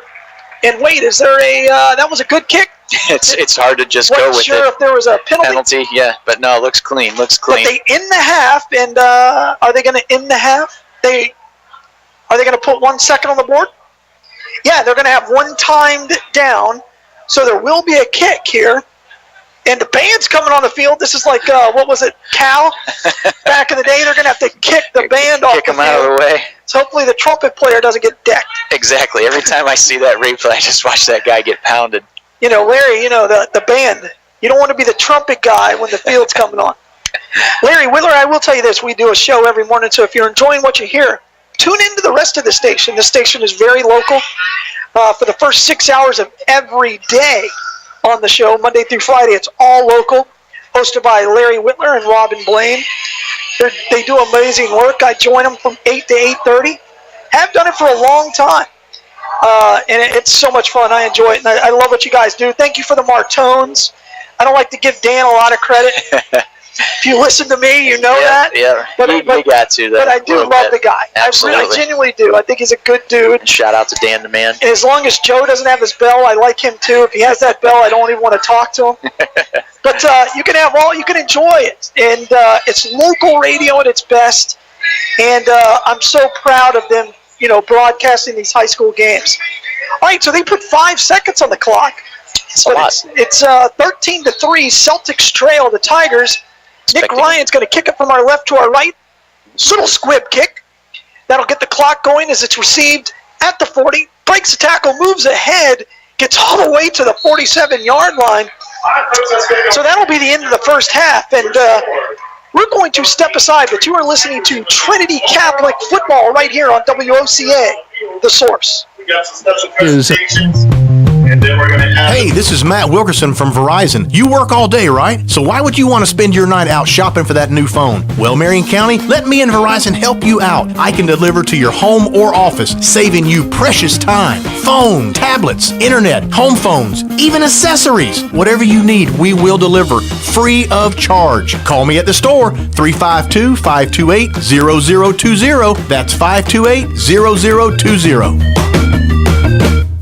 Whether you're just starting out in your career or ready to make a change, being a commercial pilot is within your reach. The FAA has predicted that in the next few years, the number of planes in the sky will double, and that means a lot more jobs in aviation. Ocala Aviation has teamed up with an accredited university, enabling you to get a college degree in aviation while training to be a commercial pilot. And with options like financial aid, grants, and scholarships, it's never been a better time to get your new career in aviation started today. For more information, call me at Ocala Aviation, 352-861-7484.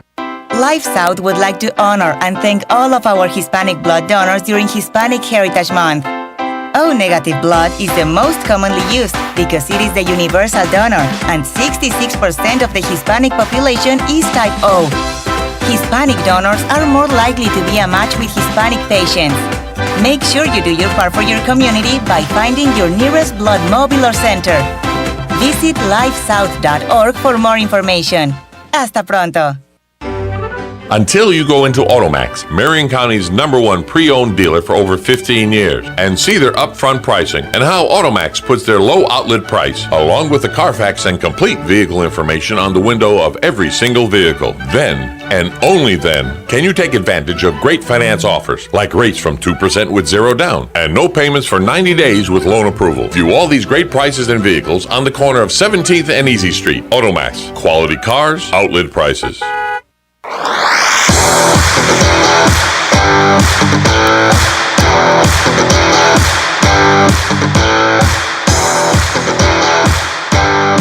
And welcome back to Trinity Catholic High School, where the Trinity Catholic Celtics are hosting the Tigers from Dunnellon.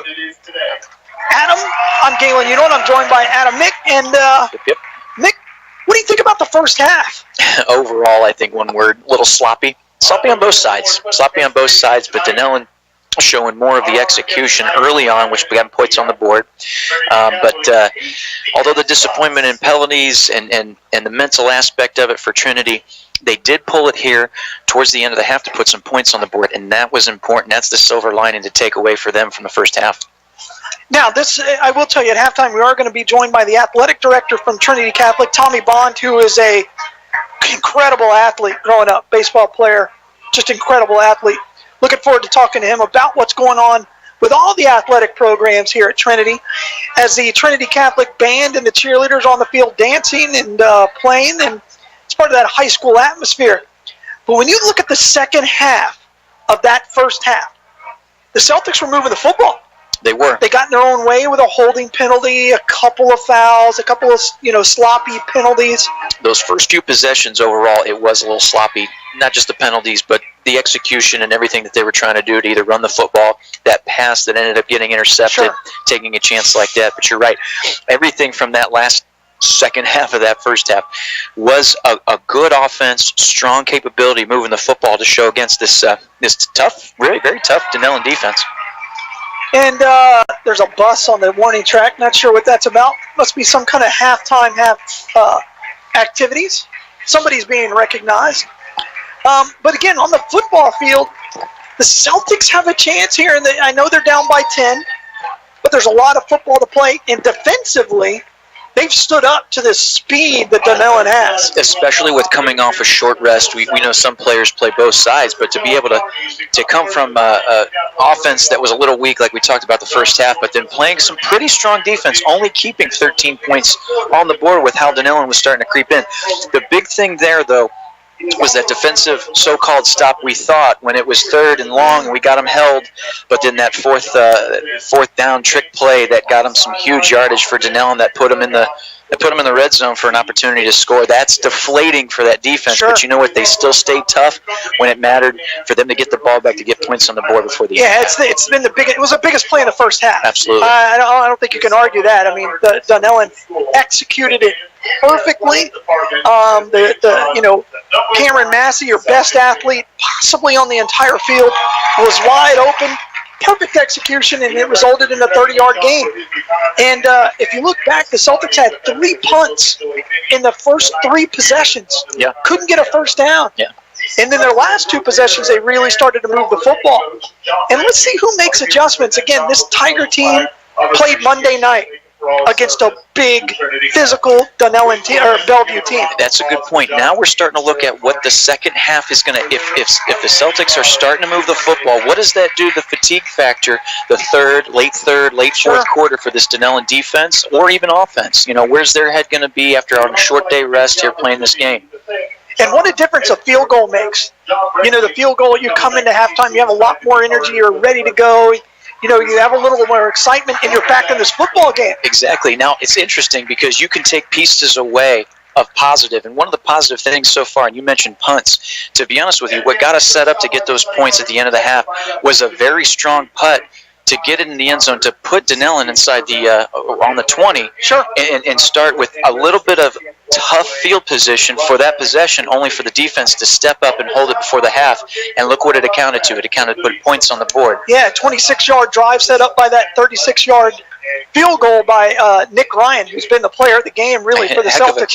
Heck of a kick as well. He boomed it. He had the wind at his back. That wind is come and gone, and it's starting to pick up. There's a kettle corn. By the way, I didn't know there was kettle corn. I've been smelling it all game. That is so distracting. Oh, I've been smelling it all game. So if anybody's listening, you want to bring me some kettle corn, I'll take it. But again, it's a beautiful night. Football has been gotten better in the second half, and I'm really excited about what the second half is going to bring. Well, we're going to step aside right now, but before we want to do that, I really want to thank our sponsors, AutoMax, on the corner of 17th and Easy Street. Quality cars, outlet prices. If you need a car, start there. Verizon Wireless. My man Matt Wilkerson, who's a great blood donor, big person in the community, and more importantly, if you need a cell phone, it is incredibly difficult. But Matt will bring the phone to you. He'll set it up. He'll set all your contacts up. He'll set up your cloud and all that. And by the way, get the S8. It is an amazing phone. I just got one. It's amazing. I had other styles of phone. I'm not going away from Samsung. Not only does my little brother work there, you would think he would get me one free, but it's just a great phone. Also, Ocala Aviation in the airport, where you guys have landed some of the largest planes in the world at that airport. I don't think people respect that. Yeah. And it's such a long runway. Everybody pay attention to. What's really fascinating too is now with like we talk about football season here, sitting here on a Friday night for high school is it's interesting because the Florida Gators have their opposers fly into Ocala. They actually stay in Ocala. They stay at the Hilton. And next week they're inviting Vanderbilt. And it was the week before that they had that Tennessee, which was if anybody was watching that football game, a very exciting finish to that Hail Mary. Catholics with a Hail Mary. Yeah, Hail Mary, Ave Maria. That's it. And of course, Life South Community Blood Centers. Thank you for everybody out there for being a blood donor and supporting our community. And again, as I've said a million times, I don't care where you donate. Just donate blood. But if you choose to donate with Life South, we are located at 1607 East Silver Springs Boulevard. You can also visit us at Life South Community or lifesouth.org. And you can call us at 62354-3544. Every 2 seconds, someone in this country receives a blood transfusion, and that blood comes from you. So, you are listening to Trinity Catholic Football right here on WOCA, the source. We'll be right back. Have a Hey, this is Matt Wilkerson from Verizon. You work all day, right? So why would you want to spend your night out shopping for that new phone? Well, Marion County, let me and Verizon help you out. I can deliver to your home or office, saving you precious time. Phone, tablets, internet, home phones, even accessories. Whatever you need, we will deliver free of charge. Call me at the store, 352-528-0020. That's 528-0020.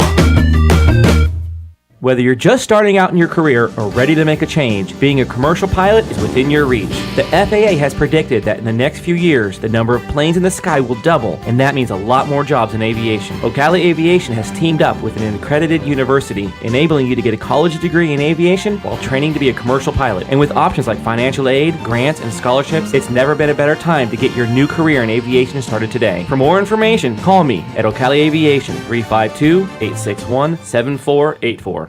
Life South would like to honor and thank all of our Hispanic blood donors during Hispanic Heritage Month. O negative blood is the most commonly used because it is the universal donor, and 66% of the Hispanic population is type O. Hispanic donors are more likely to be a match with Hispanic patients. Make sure you do your part for your community by finding your nearest blood mobile or center.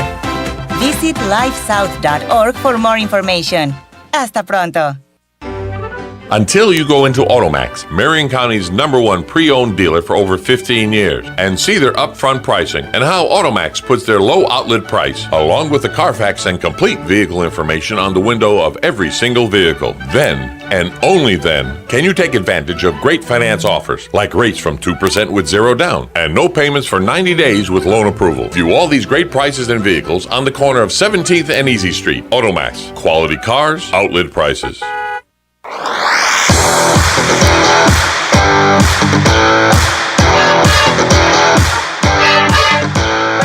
Welcome back to Trinity Catholic High School as the Trinity Catholic Celtic marching band is on the field.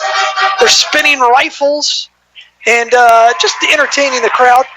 Still at halftime here, the Celtics trail 13-3, and we're hoping to talk to the athletic director of the Trinity Catholic Celtics, Tommy Bond. Hopefully he'll join us later. But again, forecasting into the second half, and we were talking about it during the break, big first possession for Trinity. Yep. They need to come out, and if not score, at least move the football, get some first downs, establish something. Set the tone for the start of that second half. Get some positivity going early on, and then build from that. Build from that, put some points on the board, move the football down the field. Man, that kettle corn smells good. That's fantastic. The wind has shifted. It is brutal right here, right now. Let's talk about next week. South Sumter, big. South Sumter is big. We're in Coach Sturdivant and I were talking. I'm like, you don't have any breaks at all on this schedule. Mm-hmm. You're going to play IMG Academy, which is ranked in the country, at home, but you're going to go to South Sumter first, and that team is big. South Sumter, if you look at square miles, they get talent from like 30 square miles because there's only 2 schools in the whole county. And there's some big human beings down there. And so that's going to be another tough test. So, this is an important game. Yeah. This is an important game for the confidence of this team. Big difference between going 1-2 and 0-3. Exactly. And like you said, going away then next week, that's interesting considering what you have on the table here to put a win, put one in the W column, and then to see what you have next week going away, having to, put the game plan together for, like you said, some bigger kids to go up against. So yeah. And we talked about this in the with Coach Sturdivant. They missed the 2 games against Jordan Christian and Mount Dora. And they win those games. Trinity Catholic wins both of those football games. And so instead they're here at 2-2, and maybe this game isn't as important. But now they're sitting 0-2 instead of 2-2, and it is very important for the psyche of the team, for the attitude of the entire school. And anybody who's been in high school where football matters, which is in this town, if your team is 0-2 or 0-3, you're looked at differently than if you're 3-0 or 1-2 or 2-2. There's a lot more juice, exactly. if you will. They've got a lot to prove here. 0-2, like you're just talking about. They've got to prove it. Start with this win here to make some corrections this second half, so you can get some of that positivity with a win, and continue that. Like you said, they got a little work here. Yeah, absolutely. As the Trinity Catholic Band is playing a little Smash Mouth. And they were doing some twirling. I tell you, when I see people flying in the air, I get so distracted. Cirque du Soleil. But we're at Celtics Field here at Trinity Catholic High School, and it is 13-3. Dunnellon leads Trinity Catholic. And you are listening to high school football on WOCA, The Source. Until you go into Automax, Marion County's #1 pre-owned dealer for over 15 years, and see their upfront pricing and how Automax puts their low outlet price, along with the Carfax and complete vehicle information on the window of every single vehicle. Then, and only then, can you take advantage of great finance offers, like rates from 2% with 0 down, and no payments for 90 days with loan approval. View all these great prices and vehicles on the corner of 17th and Easy Street. Automax, quality cars, outlet prices. Whether you're just starting out in your career or ready to make a change, being a commercial pilot is within your reach. The FAA has predicted that in the next few years, the number of planes in the sky will double, and that means a lot more jobs in aviation. Ocala Aviation has teamed up with an accredited university, enabling you to get a college degree in aviation while training to be a commercial pilot. And with options like financial aid, grants, and scholarships, it's never been a better time to get your new career in aviation started today. For more information, call me at Ocala Aviation, 352-861-7484. Life South would like to honor and thank all of our Hispanic blood donors during Hispanic Heritage Month. O-negative blood is the most commonly used because it is the universal donor, and 66% of the Hispanic population is type O. Hispanic donors are more likely to be a match with Hispanic patients. Make sure you do your part for your community by finding your nearest blood mobile or center. Visit lifesouth.org for more information. Hasta pronto. Hey, this is Matt Wilkerson from Verizon. You work all day, right? So why would you want to spend your night out shopping for that new phone? Well, Marion County, let me and Verizon help you out. I can deliver to your home or office, saving you precious time. Phone, tablets, internet, home phones, even accessories. Whatever you need, we will deliver free of charge. Call me at the store, 352-528-0020. That's 528-0020.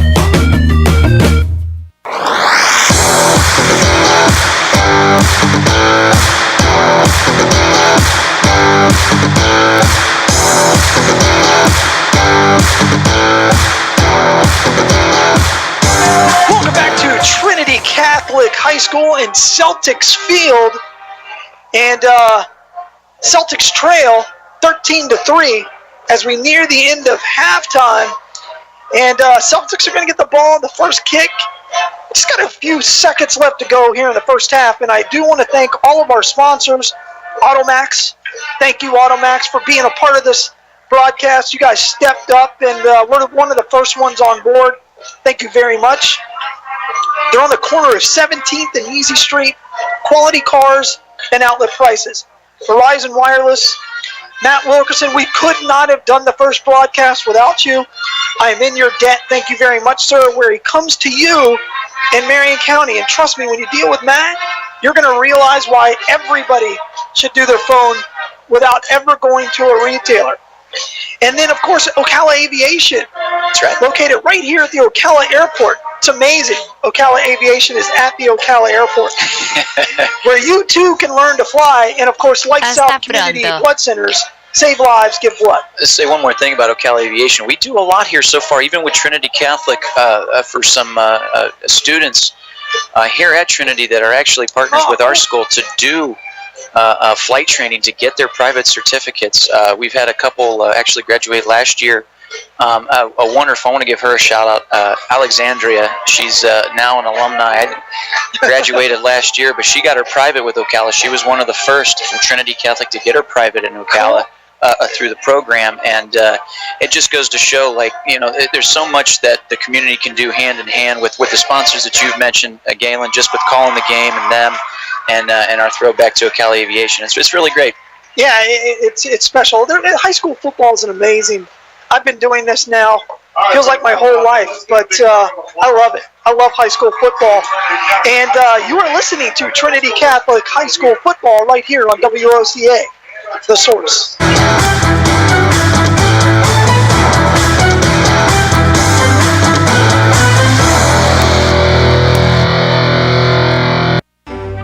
Until you go into Automax, Marion County's #1 pre-owned dealer for over 15 years, and see their upfront pricing and how Automax puts their low outlet price, along with the Carfax and complete vehicle information on the window of every single vehicle. Then, and only then, can you take advantage of great finance offers, like rates from 2% with 0 down, and no payments for 90 days with loan approval. View all these great prices and vehicles on the corner of 17th and Easy Street. Automax, quality cars, outlet prices. Whether you're just starting out in your career or ready to make a change, being a commercial pilot is within your reach. The FAA has predicted that in the next few years, the number of planes in the sky will double, and that means a lot more jobs in aviation. Ocala Aviation has teamed up with an accredited university, enabling you to get a college degree in aviation while training to be a commercial pilot. And with options like financial aid, grants, and scholarships, it's never been a better time to get your new career in aviation started today. For more information, call me at Ocala Aviation, 352-861-7484.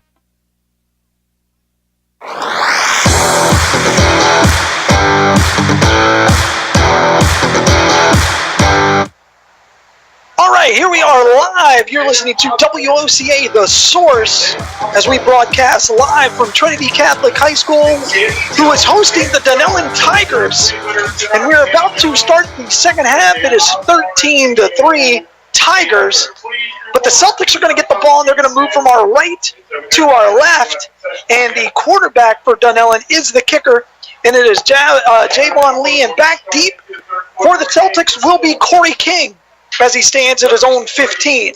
Yeah, wind's picking up there, Galen. Yeah, it sure is. Feels like it is all of a sudden again, or it's shifted. And again, now the Tigers are going to have the wind at their back for the opening of the third quarter. And there we go. We got the whistle to go ahead, and Lee puts his foot on the ball. Little end-over-end squib, and it's picked up at the 30 by the up back. And it's going to be 1st and 10 right there for the Celtics in this all-important opening drive. Not too bad. You start out with some decent, not great, but decent field position here at the 30, and this is what we're talking about at the break. Try to make something positive to set the tone for the second half. Now, in my conversations earlier with Coach Sturdivant, he said, hey, we've got some trick plays.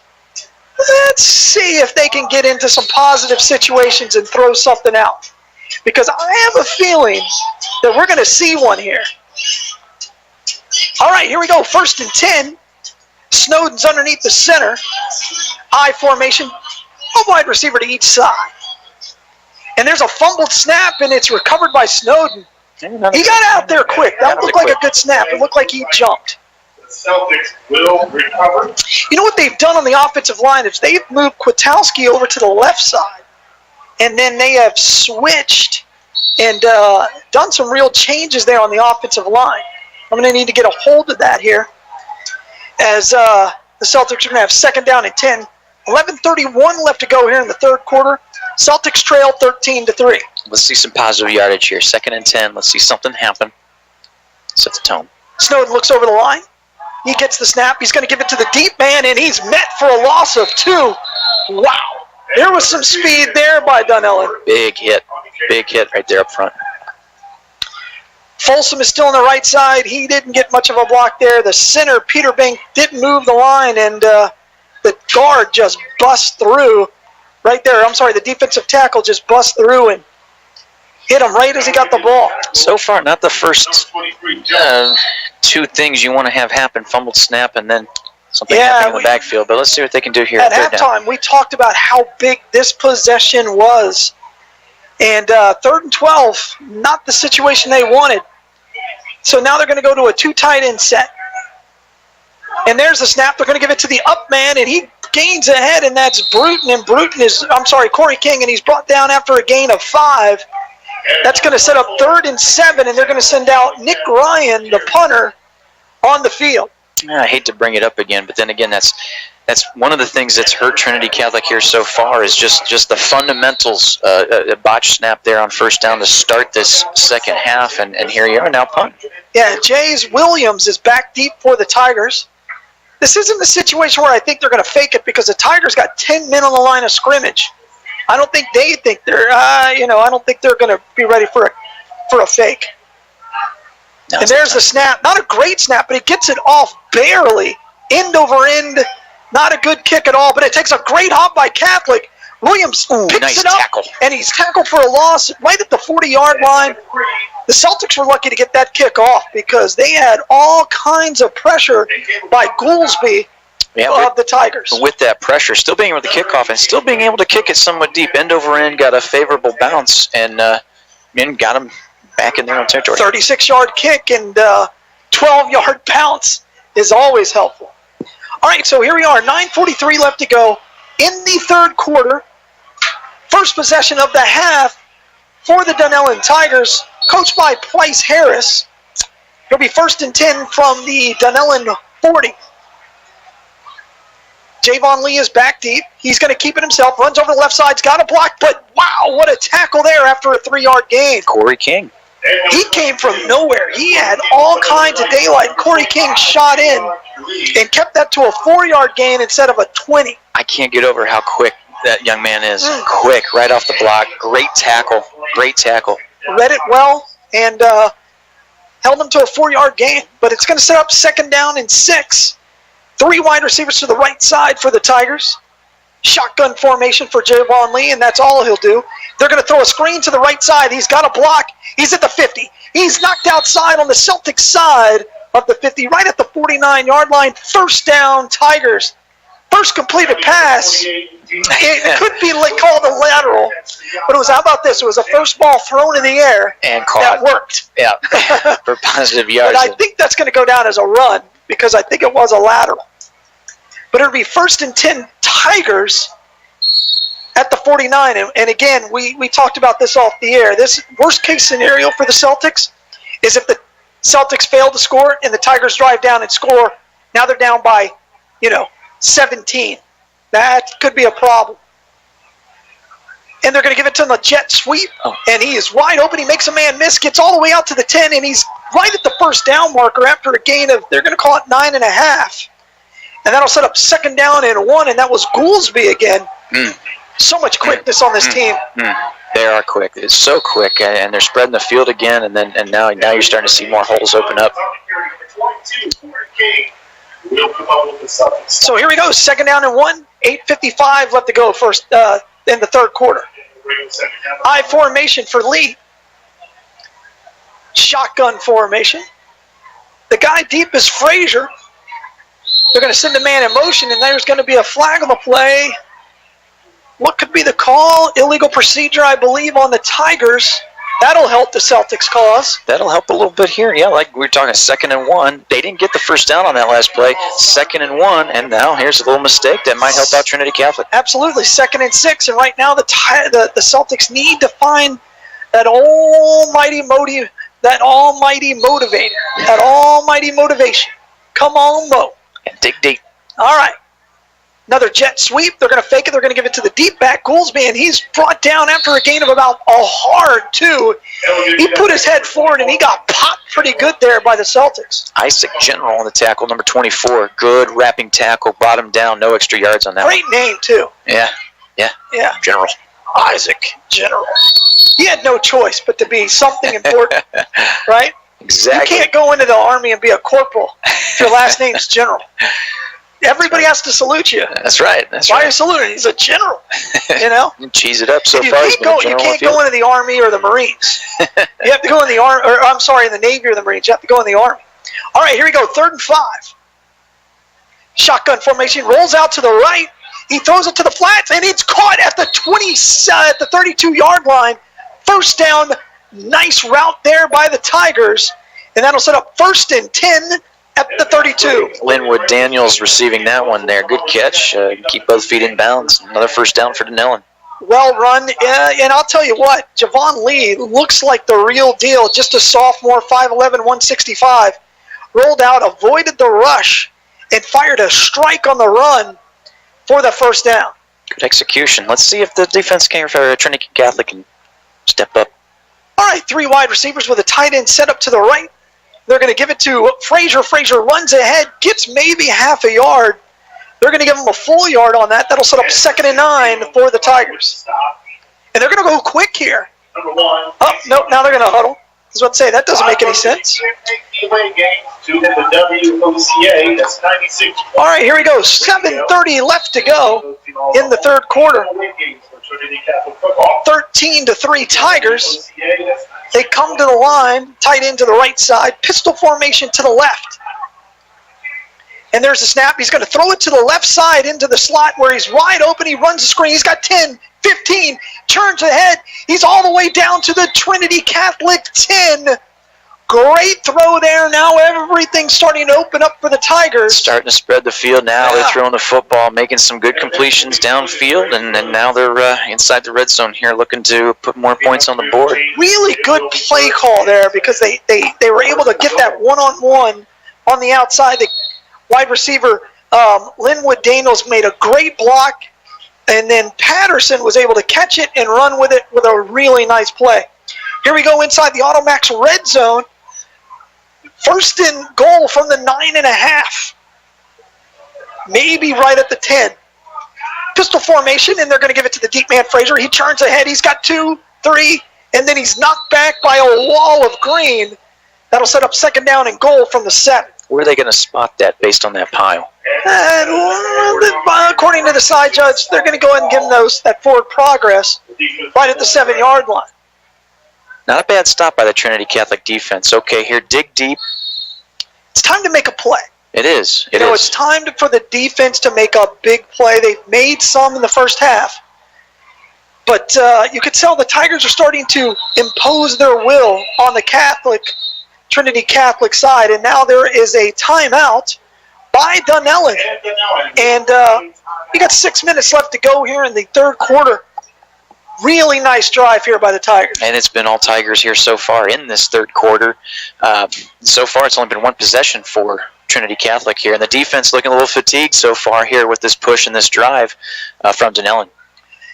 Again, it's going to come down to a play. Who can make a play? Can the Celtics force a fumble? Can they force a turnover? Because the Tigers are throwing the ball. They've had 2, 3 nice plays here. They threw that screen just to open it up, so Javon Lee made his first catch. He rolled out to the right, hit a guy in the flats. All their yards just come over pass plays. Right, and he's 3 for 3 in this drive. This might be good here. A little timeout that was taken by Dunnellon. Give Trinity Catholic here a little breather. Dig deep, get your shoes in the turf here, and make a tackle. Stop them from getting inside the in the end zone here. Yeah. So here we go. We have a really odd formation. You got a really deep man who's 10 yards off the ball. Pistol formation. Lee gets it. He's going to give it to the deep man, and he runs ahead, and that's Frazier. He gets all the way to the 1-yard line.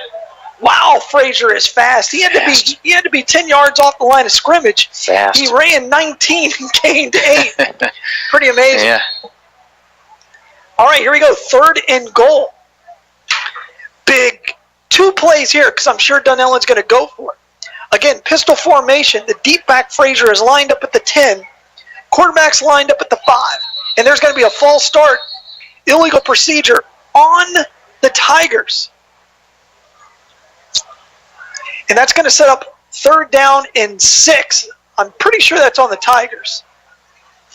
If it is, this could really help Trinity Catholic here. Again, just having another chance to stop them short of the goal line. They're going to call it on the Trinity Catholic, and that's going to move it half the distance to the goal line. Wow. So that'll be inside the 1. Is that? Yeah. It's so I don't know. The same guy, he's called a ton of penalties. Yeah. And it's pre-snap on the defense. I hate that. All right, so here we go. Pistol formation again. The running back Frazier is on the 9 now. As Lee gets the ball, he's going to hand it to Frazier, who comes with a head of steam and comes untouched. And I tell you what, that kid is fast. And that's going to be a big play. And now it's 19-3 Tigers with 5:50 left to go in the third quarter. 1-yard run. It was an impressive 1-yard run. That was an impressive drive all around. The way they spread the field, they threw the ball downfield, plays they made. They started with decent field position on their own 42 and just walked right down the field.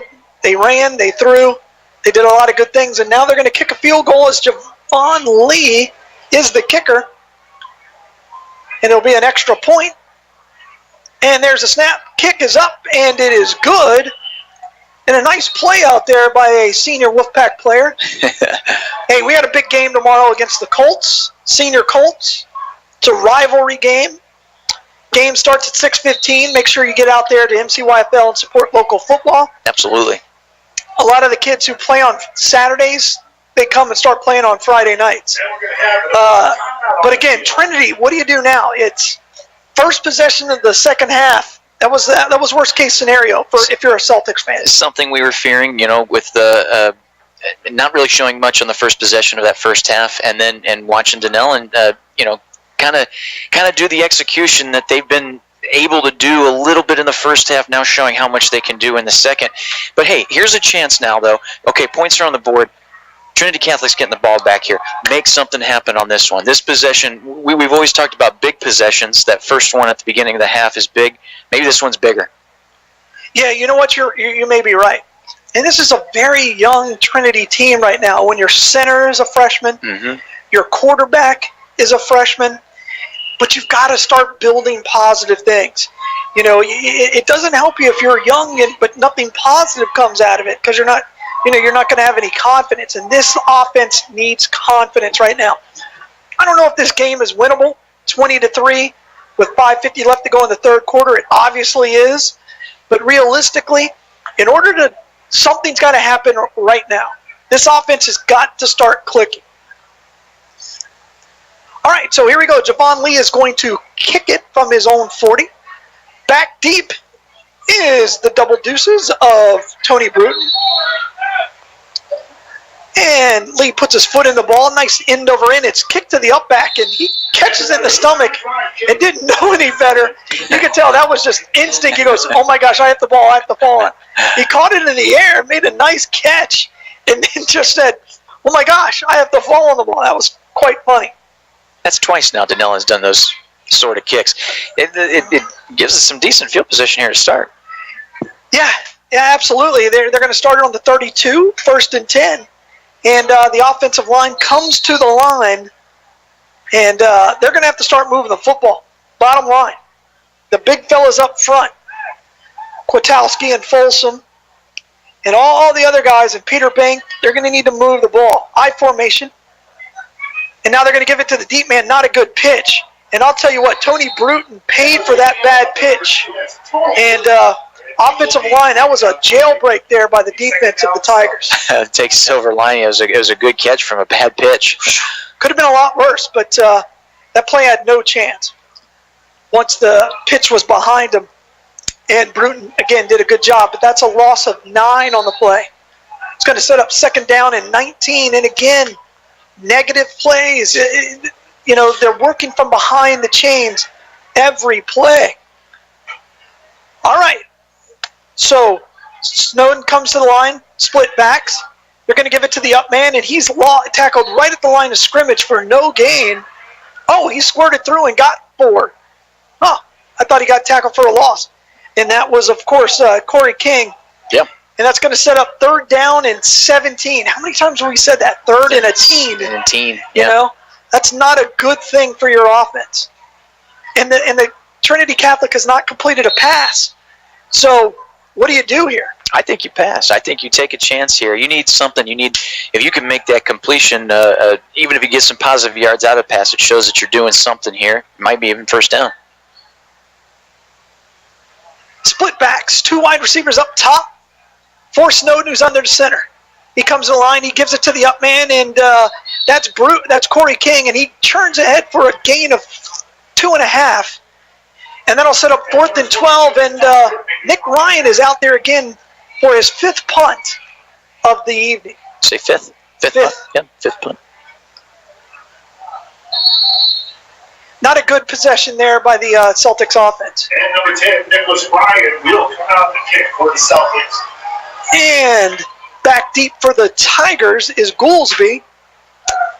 There's a snap. Better one this time, and he gets off a good kick. Nice kick by Nick Ryan. He pushes the Tigers all the way back to the 25. It takes a great bounce and is picked up at the 12. He makes a move at the 10. He makes another move at the 15. He runs backwards and is crushed right at the 10-yard line by Montez Leaf. Hello. And now the Tigers are pinned. Let's see if the defense can hold and maybe the offense can get on track. Yeah, it's an opportunity here for the defense to show something here. And, if they could get a stop here, that would be huge. We might be able to get a good field position from that. It starts right here with the defense. 57-yard punt by Nick Ryan. Having a heck of a football game, young man. Yep. Well done, sir. All right, so here we are. Let me reset the scene for us. It's 3:58 left to go here in the third quarter. The Tigers lead 20-3, and they did march right down the field their last possession on a beautiful drive of 57 yards for a touchdown. And here we go. Quarterback is deep, and that's Lee, and he's going to keep it himself, and he's knocked down for a loss of 4 yards. Nice stop. And that's going to be a good play by Jordan Lewis, who snuck in there. That's going to set up 2nd down and 12.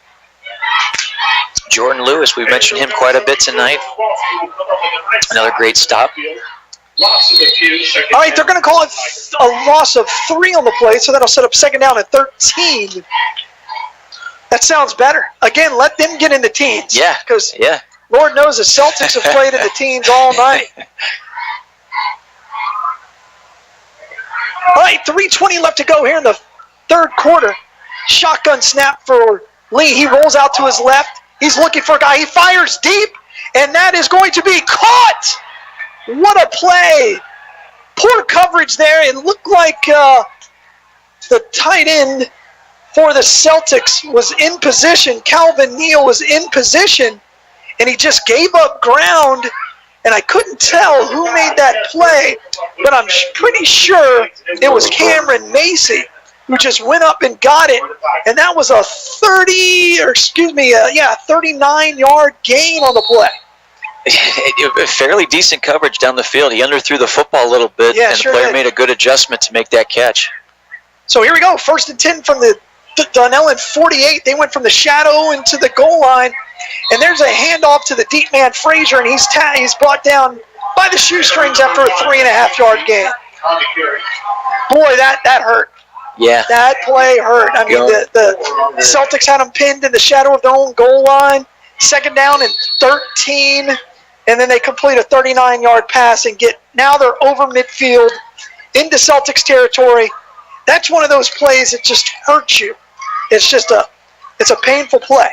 So the Tigers are going to have 3 wide receivers stacked all up on the right side. Shotgun formation for Lee. He's going to give it to Frazier. Frazier heads to the right side and is brought down there by Jordan Lewis and several of his friends for a loss of 1. Jordan Lewis, another good tackle there. He is everywhere. Such a fun player to watch, too. Yep. I mean, if you come to a Trinity Catholic game and just watch 32, they'll find you the football. Yeah. Go ahead. I was going to say, going back to that formation at Dunnellon, what's that they have there? I've seen it a couple times tonight, that stack on the 3 receivers on the side. You know, defensively, it's one of those plays where you have to know your rules. You know, if you're the safety, you got to swing over. Which guy do you get? Look out for the blocks, and it's just a funky thing, and it works. 2 tight ends here for the Dunnellon Tigers. Big play here, 3rd and 6. He drops back to pass. He's under pressure. He rolls out to the left side, breaks containment. He's over the 40. He's to the 30. 1st down and more, all the way to they're going to mark him down at the 35-yard line for a 15-yard gain by Lee. Javon Lee was under pressure, rolled out to his left, had nothing but daylight in between them, and made a nice play. When we talk about pressure, that was Brandon Dixon getting back there in the backfield, and just we got to talk about, again, just how fast this Dunnellon football team is, and that's what it was right there with speed. Give credit to Trinity Catholic for pushing back that offensive line to get in the backfield and put pressure on them. Yeah, it's a start. Got to make a play here. 1st and 10 from the 35-yard line for the Tigers. Pistol formation. They're going to give it to Frazier. He heads to the left side and is brought down after no gain, and there is a flag on the play, and that's in the position of holding. The white cap made that call, and that's 99.9% of the time holding, and it is. That was a good call. 1st and 20 now for the Tigers, and the ball is going to be marked at their 45-yard line. Talk about a minute to go in this third quarter, and really it's been sort of Dunnellon here, but if again, we always talk about Trinity Catholic can get something stopped here with the help of Dunnellon moving backwards, go into the fourth quarter with a little silver lining. I got distracted because there are people flying again. There are cheerleaders in a circle doing tricks. I don't know. I'm so easily distracted. It's like a squirrel. It's the green and gold. It is. I don't know. The green and gold. It sparkles. I will tell you this. It's 1st and 20 from the Trinity side of the 45, and there's a low snap. They're going to give it to the jet sweep. That's Frazier. He heads to the right side, makes a man miss, dances all the way up to the 36-yard line. They're going to call it right at the 35, and boy, that guy's got some sugar in his shake. He got some speed and the cutback. Oh, goodness. That was pretty. Whew, that was pretty. But now we're under a minute to go. It's going to be 3rd down and 9, and this is another one of those big plays for the Celtics. Maybe the last play of the fourth quarter, and the Tigers are going to break the huddle. They got an extra lineman to the right side, 2 wide receivers to the right. Slot man goes in motion. Low snap, and there's a flag on the play. Clock will stop with 32 seconds left to go. 20-3 is your score after an offsides penalty on Dunnellon. That'll set up a 3rd and 14. Oh, let's check that. 2nd and 14. That yardstick is so far away, and I'm blind as a bat. I used to make fun of my dad. He used to bring binoculars. Yeah. I'm like, I can see it. What do you leave binoculars for? They don't sound too bad now, do they? Now I shouldn't be making fun of it. I tell you, as the sun fell, I'm having a hard time with these tight jerseys overall. Yeah, it's brutal. All right, here we go. 2nd and 14. Last play of the first half, of the third quarter right here. Frazier set up to the right side of Lee. Lee's going to drop back. He looks to his left. He throws up a ball, and it is broken up. Great defensive play there by Trinity Catholic. And no flags on the play, but incomplete. It's going to set up 3rd and 14 with 6 seconds left to go. Tony Bruton on the getting the hands in the breadbasket there to knock that ball out of there. That was a great defensive play. Good adjustment on the defensive side there. Again, that tall Goulousby, the intended receiver, that was all defense right there. Made the adjustment with the receiver and got his hands in there. Incomplete. Yeah, absolutely. And Christian Torres was in there as well. It was a nice play. Group effort there. Here we go, bud. 3rd and 14. Okay. They're going to come out with 4 wide, 3 to the bottom, 1 to the top. Frazier is the split back. And the quarterback's going to keep it. Lee's going to churn ahead for a gain of 4. And that's going to set up a 4th down. Was that a fumble? I think that's a loose ball. That was a great tackle. Looked like it stripped him before he hit the ground. Well, it looked like Dunnellon recovered it. But that's going to set up 4th and 11. And again, the kettle corn is just coming in. Comes in the right time, too, doesn't Whoa, kettle corn. All right, so here we go. 4th and 11. End of the third quarter. The Trinity Catholic Celtics are trailing 20-3. And you're listening to high school football on WOCA, The Source.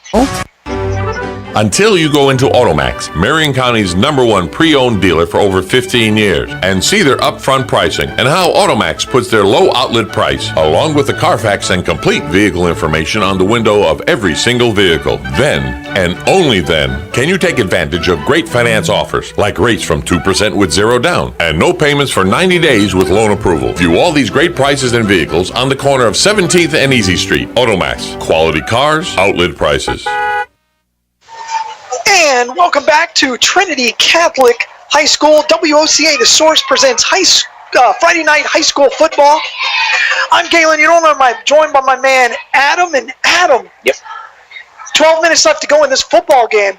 Trinity needs to make some plays, and they need to make some plays quick as they're down 20-3. Absolutely. Now, here it is, 4th and 11. It's a chance for Trinity Catholic to get the ball back and again, just have a chance to do something on offense. That's all you're asking for with no points on the board from Dunnellon. Sure.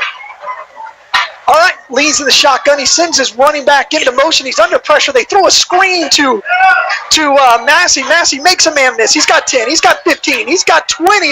He's all the way down to the 11-yard line. Wow. Wow. Turning something into nothing. what a great design. The linemen were just coming, and Lee had the patience, dumped it.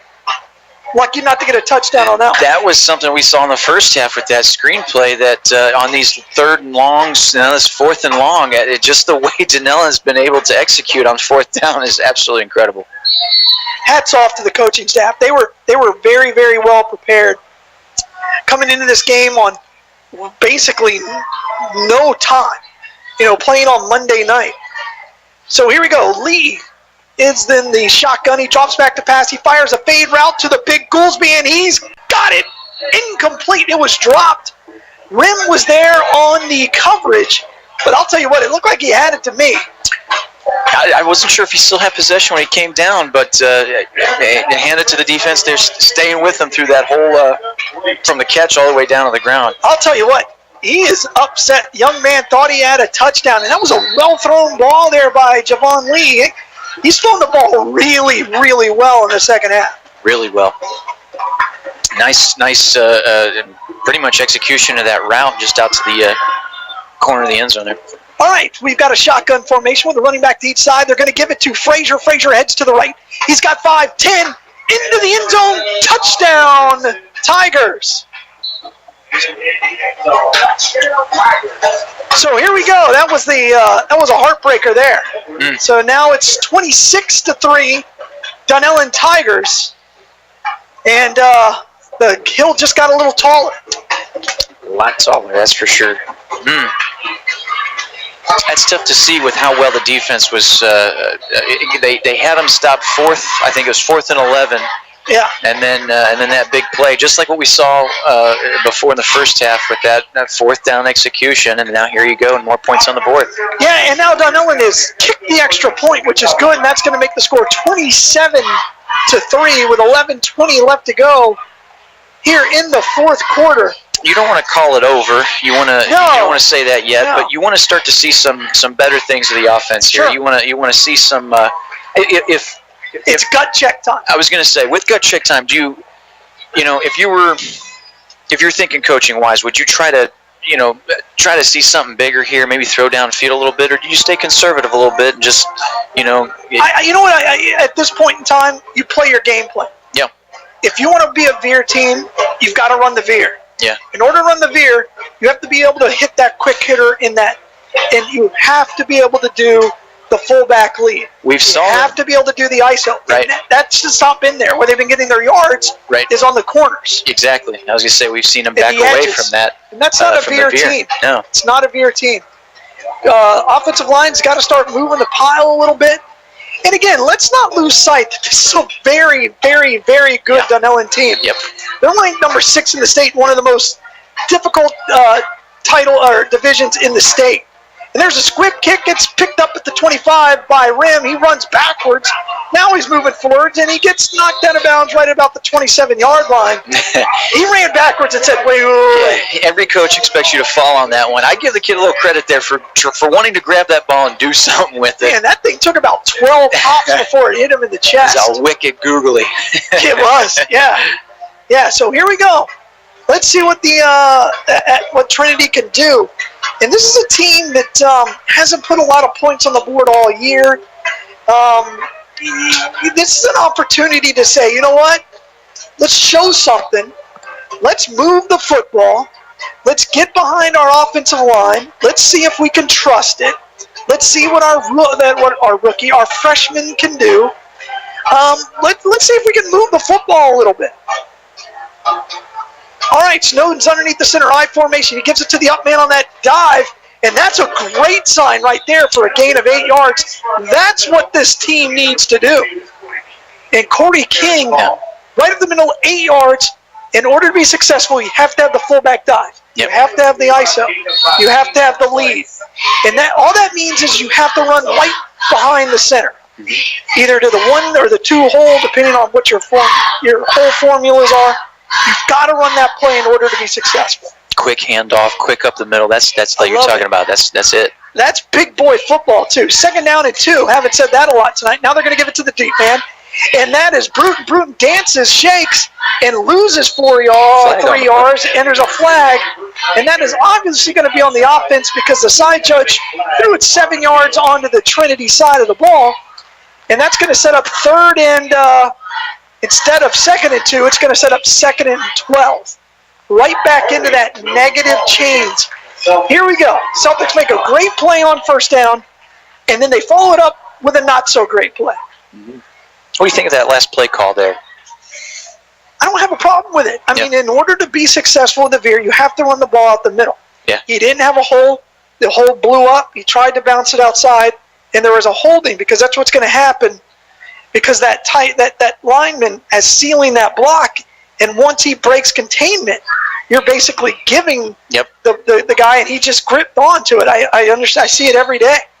And that's part of knowing the veer, that you got to stay home and get one instead of trying to hit a home run. All right, they're going to give it to a broken play. They roll it out to the left side, and it's thrown to Bruton. Bruton catches it for a positive gain of 7 yards. Looked like a broken play almost.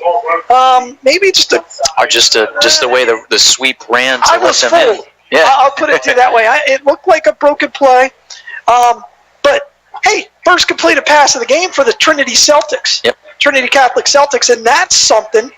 It sets up 3rd and, where are they going to call this down at? Right at the 25-yard line, so it's going to be 3rd down and a solid 10. Now how big is that penalty? Huge. And again, teams, way too many penalties for this Trinity team. I formation, toss sweep. They're going to do a halfback throwback to the quarterback. Bruton dances. He shimmies, he shakes, and he's knocked down as he throws, and it gets an incomplete pass.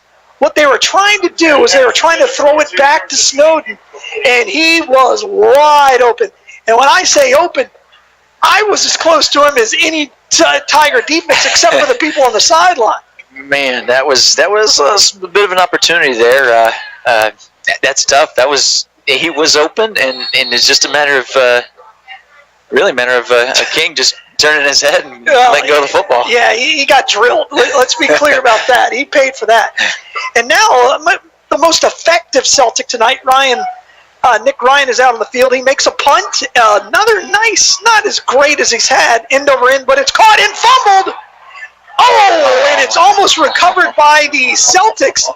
I'll tell you what, the Dunnellon Tigers got popped right there. I think that was Goolsby. He couldn't find the football. And then all of a sudden it showed up, and he went, oh, my gosh, it's right here. That's something positive on the defensive side for Trinity Catholic. Sure. How many fumbles really have we seen tonight? Really just, a quick recovery from Dunnellon or something like that. But the ball is coming loose with these hard hits from this Trinity Catholic special teams there on that one. Just not bouncing the right direction. And so here we go, 1st and 10, good field position for the... Man, he popped him. He sure did. That was, I'm still thinking you know about what, that. though? Those are the kinds of plays that you realize, no, I could fair catch that. I'm going to be smart. All right, here we go. 3 wide receivers down to the bottom, 2 stacked in the slot. Lee gets the snap, drops back, looks to the left, he fires. He's got a man over the middle, and it's caught and dropped. And I think Montez Lee got a hand on that, but that was caught for about a 20-yard gain and then knocked out of his hands. Was that 11? Looked like Troy Hamilton. Montez Leath. Montez Leath. That was a great tackle. It was a good defensive play because that ball looked like it was in his hands, and then he came by over the top and swatted it. All right, here we go. 2nd and 10, 9:37 left to go in this football game. Tigers lead 27-3. Keeper to the quarterback, and he's dropped down. He heads to the right, and he's brought down from behind by Jordan Lewis. Nice tackle. Boy, that kid's quick. Wow. Man, is he quick. 6'4", 210 pounds. He brought him down one arm, one hand. And I mean, that was as pretty as you get. That was brute strength to bring that young man down. It wasn't quite a horse collar because he had him by the shirt, not the collar. Yep. But he just said, no, come back here, Javon Lee, who's 5'11", 165, just a sophomore. All right, here's the snap. Lee drops back. He looks to his left, and he's under pressure by Jordan Lewis, and he's brought down with some help. And that is Jordan Lewis and Calvin Neal on the sack, and that's the play that can get the juices going. It's fourth down and 12, and now for the second time all ball game, the Tigers are going to punt. They've been in this formation 3 times, and the real backbreaker was that tight end dump that they ran.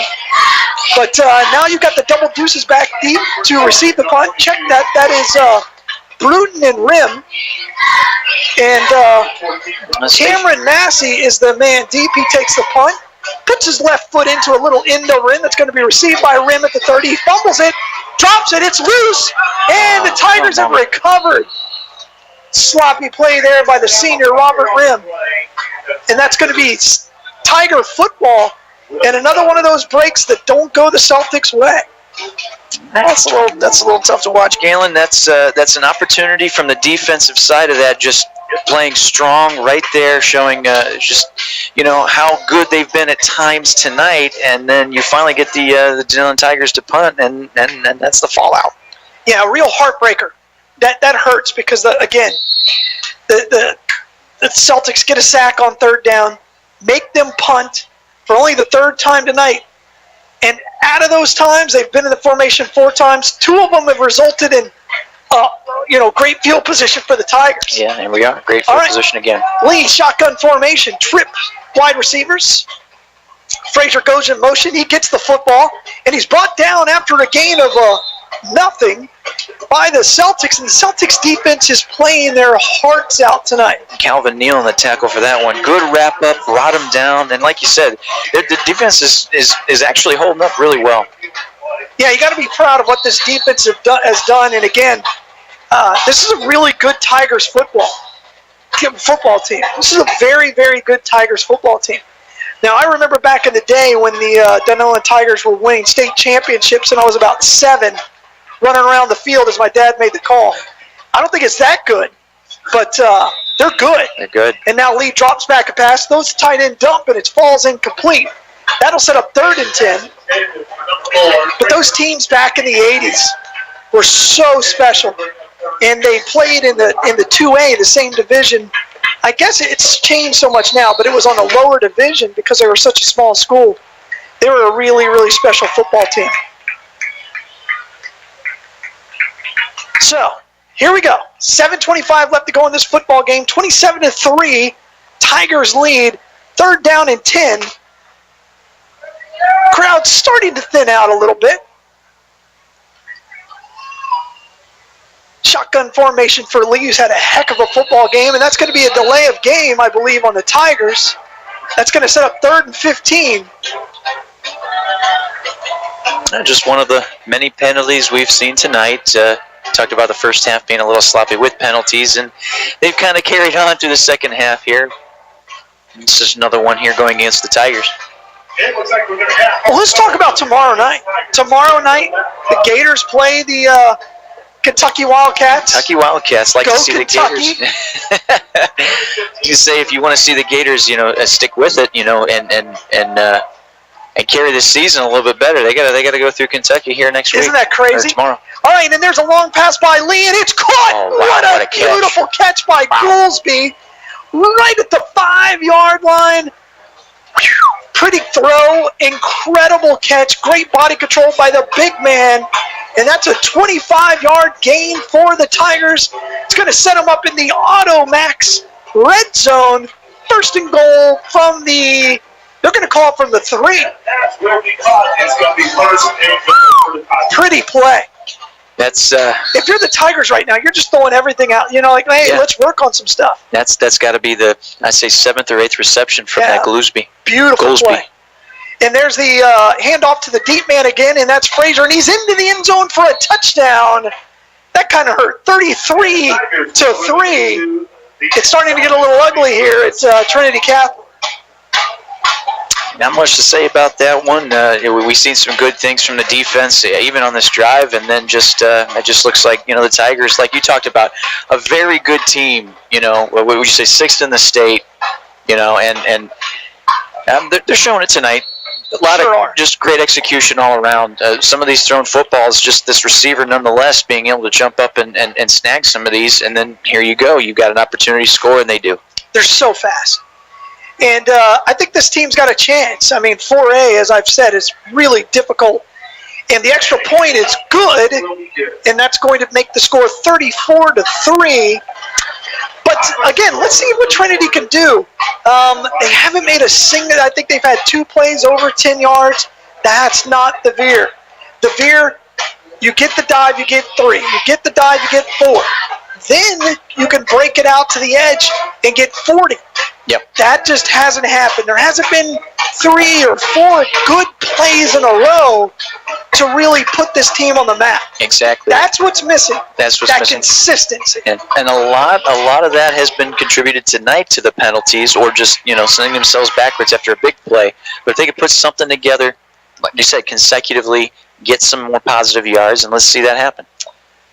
Well, there's a little meeting out on the warning track between the senior Tigers of MCYFL and the senior Wolfpack of the MCYFL. We play them in a couple of weeks, and I'm pretty sure we're going to shut them out. I'm going to tell you that right now. If not, there's going to be a lot of up-downs at practice. Talk and talk. Got to walk a walk. All right, here we go. And here's the kick, and it's received by Bruton, and Bruton puts his head down and says, I'm a little frustrated, so I'm going to take it out on you. And it's going to be 1st and 10 for the Celtics at the 41-yard line, at their own 41-yard line. Again, 6:58 left to go. Young team, new offense. Let's see, again, we're going to say the same thing over and over. This is almost like a scrimmage at this point. Let's get something positive on tape. As the Celtics are now playing the Rocky thing. I think it's those steps are mighty big at this point. I think that was due in the 3rd quarter after that first possession. They should have played the Rocky song. And they're going to give it to the deep back, and he's met in the backfield for a loss of 3. Corey King. Yeah, he's toting the rock. He plays defensive line. He plays safety at times. He lines up all over the field. You're not going to – they're going to go home tonight. They can't say I didn't do everything I could. Mm-hmm. It's that little missing pieces of execution. So here we go. 6:29 left to go in this football game. The score is 34-3. Tigers are up. Celtics have the ball. 2nd down and 11. And now the quarterback's going to drop pass. He's going to throw a screen, and boy, is that dangerous. That was a floating little nothing ball right in the middle of the field by Snowden. And there is a flag on the play. Not sure who the intended receiver was on that one. I don't know either, but that was not the most – that was an ill-advised throw. How about that? Yeah. That's when you could say, oh, my gosh, he's a freshman. And Snowden is not the biggest human being out there. Yeah, I think he's only 5'9", 5'10". He's not 5'9". He's not 5'10". He's not taller than me. And I see him out on the practice field all the time. The senior Wolfpack practices out at Trinity Catholic sometimes. And they've actually brought Snowden out of the game now. I think it's just he's just making some bad decisions. Let's see who they put under the center. Was there a flag on the play? Pass interference offense. I think that was a desperation call just so they didn't pick it. So that's going to set up 2nd down and 21 for the Celtics. And we're going to have an official water break timeout. And we're going to have a water break. I don't think we've got a water break all night. Better late than never.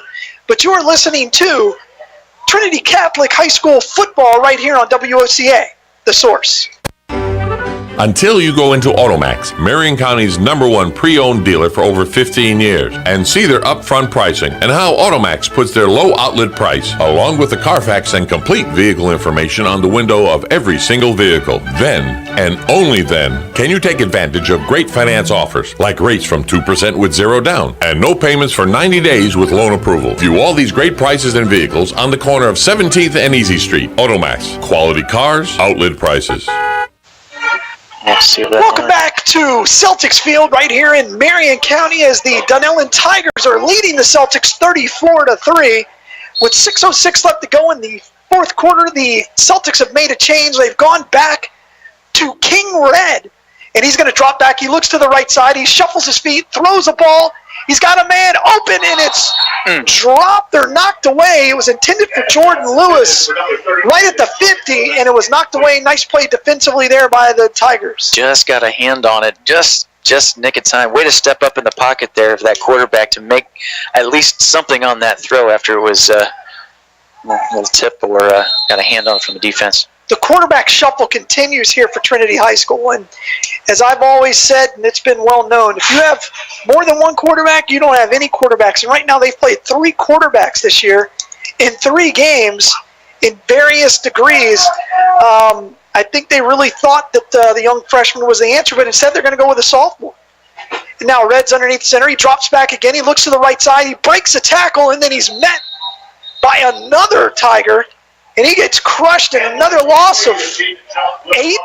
Whew. And that's going to set up 4th down and another 30. How many times have we said that? They have the ball at the 16-yard line, and they need to get to the 50. Now I can't do that, Matt. That's like 34 yards, 24 yards. What is it? Those 2 plays there just not enough on the offensive line to give time to throw. Now, 4th and 35.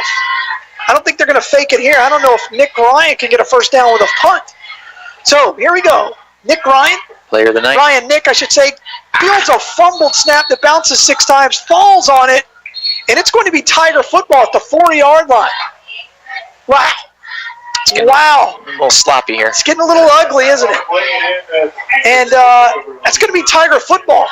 34-3, they lead. That's going to be Tiger football at the Trinity Catholic 5. Yeah, and this is the kind of play where now as a coaching staff, you're going to have to make a decision and say, what are we doing? You know, where's your want to? Where's your pride? You know, and no football coach ever wants to test one of their players' prides, but this is pride time right now. This is where you're going to need to say, hey, show some pride. Tough. That was tough. Just a 3-hopper back to the punter. He couldn't do anything other than what he did. All right, here we go. 1st and goal from the 4 for the Tigers. And that's going to be a delay of game penalty. That's something. I mean, the Tigers took forever. I'm not sure what they were waiting for. I don't know either. That's why I'm a little upset. It's like, you come get on. the ball on their own 5-yard line, you do something with it, you know, and you call a play. It's a lot of games. I think the coaches are tired. They're a little exhausted. Yeah. It's like, all right.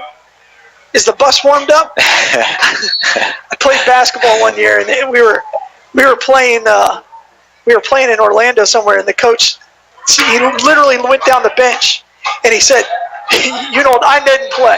And he said, go see if the bus is warmed up. All right, I tell that story, and it's 1st and goal, and then they give it to Frazier over the right side. He gets in the end zone for a touchdown for a little cherry on the top of the Tigers Sunday. It is now 40-3. You're going to read this box score tomorrow. Let me put some things in perspective. If you read the box score tomorrow, you're going to see the score of 40-3, and you're going to go, what happened? But it's really been a game of 2 halves. I mean, at halftime it was closer than this. It was 17-3. Right. Celtics had a chance. They had the football first. They went 3 and out. 13-3. 13-3. I'm sorry. They had the football. They went 3 and out. They punted. Tigers went down the field, scored. That was it. That was probably the drive of the game for the Tigers, where they were at in field position just inside, I think, their own 25-yard line, length of the field.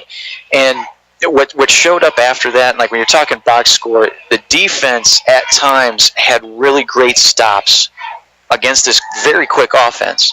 And yet, just a few play calls that changed the tone when it was 4th and long, and execution on Dunnellon's side. Next thing you know, the opportunity for the Tigers to score, and they do. Rough game.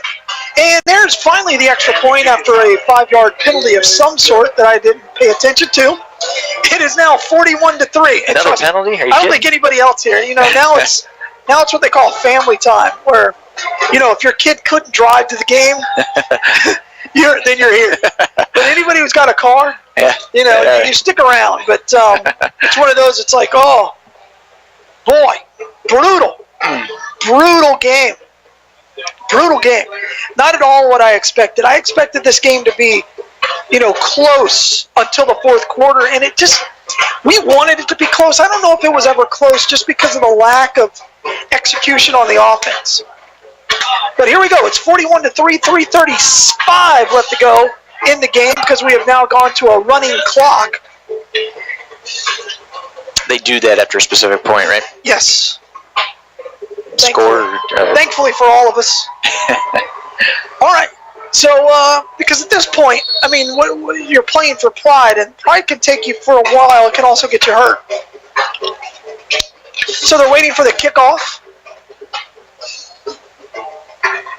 And there's the kick by the quarterback. He kicks a little squib kick to the left side. Jordan Lewis falls on it. It'll be 1st and 10 from the 36. So let's see what they do at quarterback here. That to me is a real question on this team. Who is the leader on this team offensively? They talk about it all the time. You can be a leader if you're not the quarterback. I don't know if you can be a great team and not have a leader at the quarterback position. Quarterback position, absolutely. And that's at any level. That's at any level. And the higher up you get, the more emphasized it is. But if you don't trust the guy who gets the ball every single play, then you have a problem. Mm-hmm. So they're going to bring back in Red. And this young man's got a lot of snaps. He played a lot of football last year. I formation. And then he's going to drop back. He's going to give it to the draw, and that's Bruton. Bruton dances, spins, moves, jiggles, jukes, and gets a gain of 3 yards. Not a bad play. Not a bad play. A few of the carries from Bruton tonight have been really good. A few of the dive calls that you have wanted, that gain of 8 that we had at 2 possessions ago. And he's done it on his own. Absolutely. And carrying 2 or 3 of those Dunnellon Tigers with him. Offensive line has got no push. None. All right, so here we are. 2nd down and 7. Positive gain, though. Positive gain. 1:35 left to go in this football game. Red's got it. He drops it off, fakes it both ways. He has a guy open in the backfield, but he was crushed. But he really had not much of a chance on that play. That was Jose. Oh, nope, wrong team. I almost said it was Jose Rivera. Isaac General. I'm sorry. I know you're a Marine and I'm a Navy guy. We don't necessarily like generals.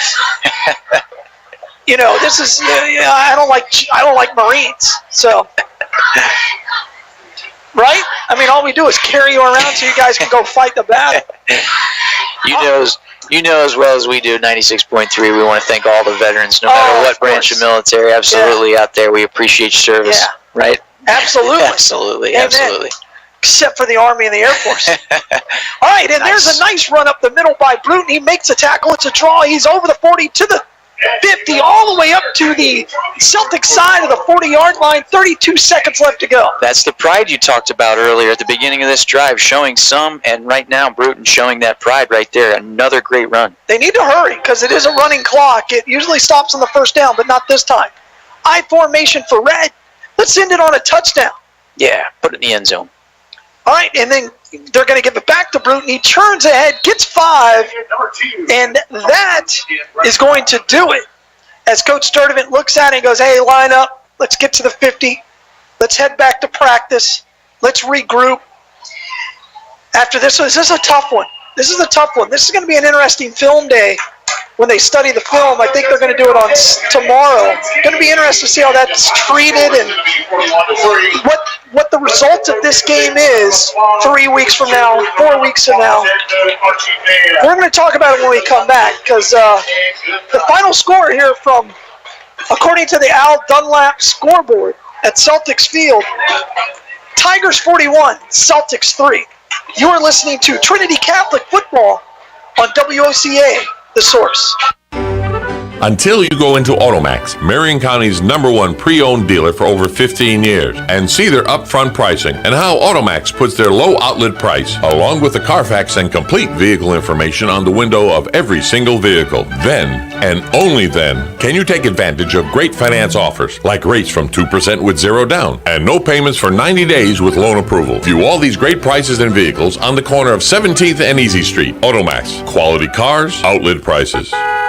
Whether you're just starting out in your career or ready to make a change, being a commercial pilot is within your reach. The FAA has predicted that in the next few years, the number of planes in the sky will double, and that means a lot more jobs in aviation. Ocala Aviation has teamed up with an accredited university, enabling you to get a college degree in aviation while training to be a commercial pilot. And with options like financial aid, grants, and scholarships, it's never been a better time to get your new career in aviation started today. For more information, call me at Ocala Aviation, 352-861-7488. All right, welcome back to Trinity High School football, where the Tigers have dismantled the Celtics. It's hard to sugarcoat this any other way. Game got a little out of hand after the Tigers took the ball in the first possession of the second half, put them up 20-3, and that was pretty much it. The Tigers really outplayed the Celtics in every phase but the kicking game. And even then, their special teams dominated. Yeah. The fumble by the Celtics. They went for it on 4th down. Well done, Tigers. I mean, hats off. This is a very, very good football team. When you look at who Trinity has played so far, excuse me, they haven't played an unranked opponent yet. You know, they played Bellevue, ranked. They played Dunnellon, ranked. They went down to Jordan Christian, ranked. Lake Highland Prep, ranked. Jordan Christian would have been a win. Mount Dora would have been a win. But now this team's looking at 0-3. What do we do from here? That's the question these Celtics have to ask themselves. Are we going to pick ourselves up, start executing? Can we find an offensive line? You know, what's the solution? And you talked about it with the offense there altogether. What's their mindset next week with the idea of quarterback? With the way you talked about now, how they went with the freshman tonight. Didn't really see anything. First pass we saw was an interception, but overall, just some things that the offense has to work on. The defense itself really showed up on different key points tonight. Overall, with the interception on defense. Before we had one ourselves. A couple key stops that they had on 3rd down to force a 4th and long. Unfortunately, we know it broke the way of Dunnellon with their few plays and execution on 4th down. But overall, the defense showed some good things. What do you think the offense itself has to work on going into next week? You know, to me, it's pretty simple. Yeah. If you can't run the dive, if you can't run the ISO, if you can't run the lead, you can't run the veer. Yeah. And let's be honest, if you can't run those 3 plays, there's not a whole lot you can do. Now, the question is, does the coaching staff hold to their mentality of the veer, or do they switch it to the spread and do quick hits? I don't think so. I think I've talked to Coach Sturdivant enough. He believes in the veer. He believes in what it can do, and this is a long-term plan. Again, this team will make the playoffs. The question is how far will it go? And that's all according to the line. What can the line do to get better? Yeah. That's the question. Yeah. And who's going to be the quarterback? You know, and as we look out, Coach Sturdivant's got the whole team surrounded. Cheerleaders are there. Coaches are there. And he's doing what he can. He's coaching. And at this point, he's going to have to coach his butt off. Absolutely. Absolutely. Because South Sumter isn't getting any easier. Getting easier, like you said. And then IMG Academy comes in, one of the best teams in the state, if not the country. Wow. If you want to see some football, come on October 6th, IMG Academy. They have athletes. Yeah. I mean, they have D1 athletes. So, this team could be looking at 0-5. Before they go to Santa Fe, win, Providence, win, and then they're going to play North Marion. Now what? Yeah. Now what? Yep. North Marion, let's see, by the time they get there, we'll see if they're playing for just pride. But this team's got to look at itself in the mirror and decide what it wants to be. Yeah.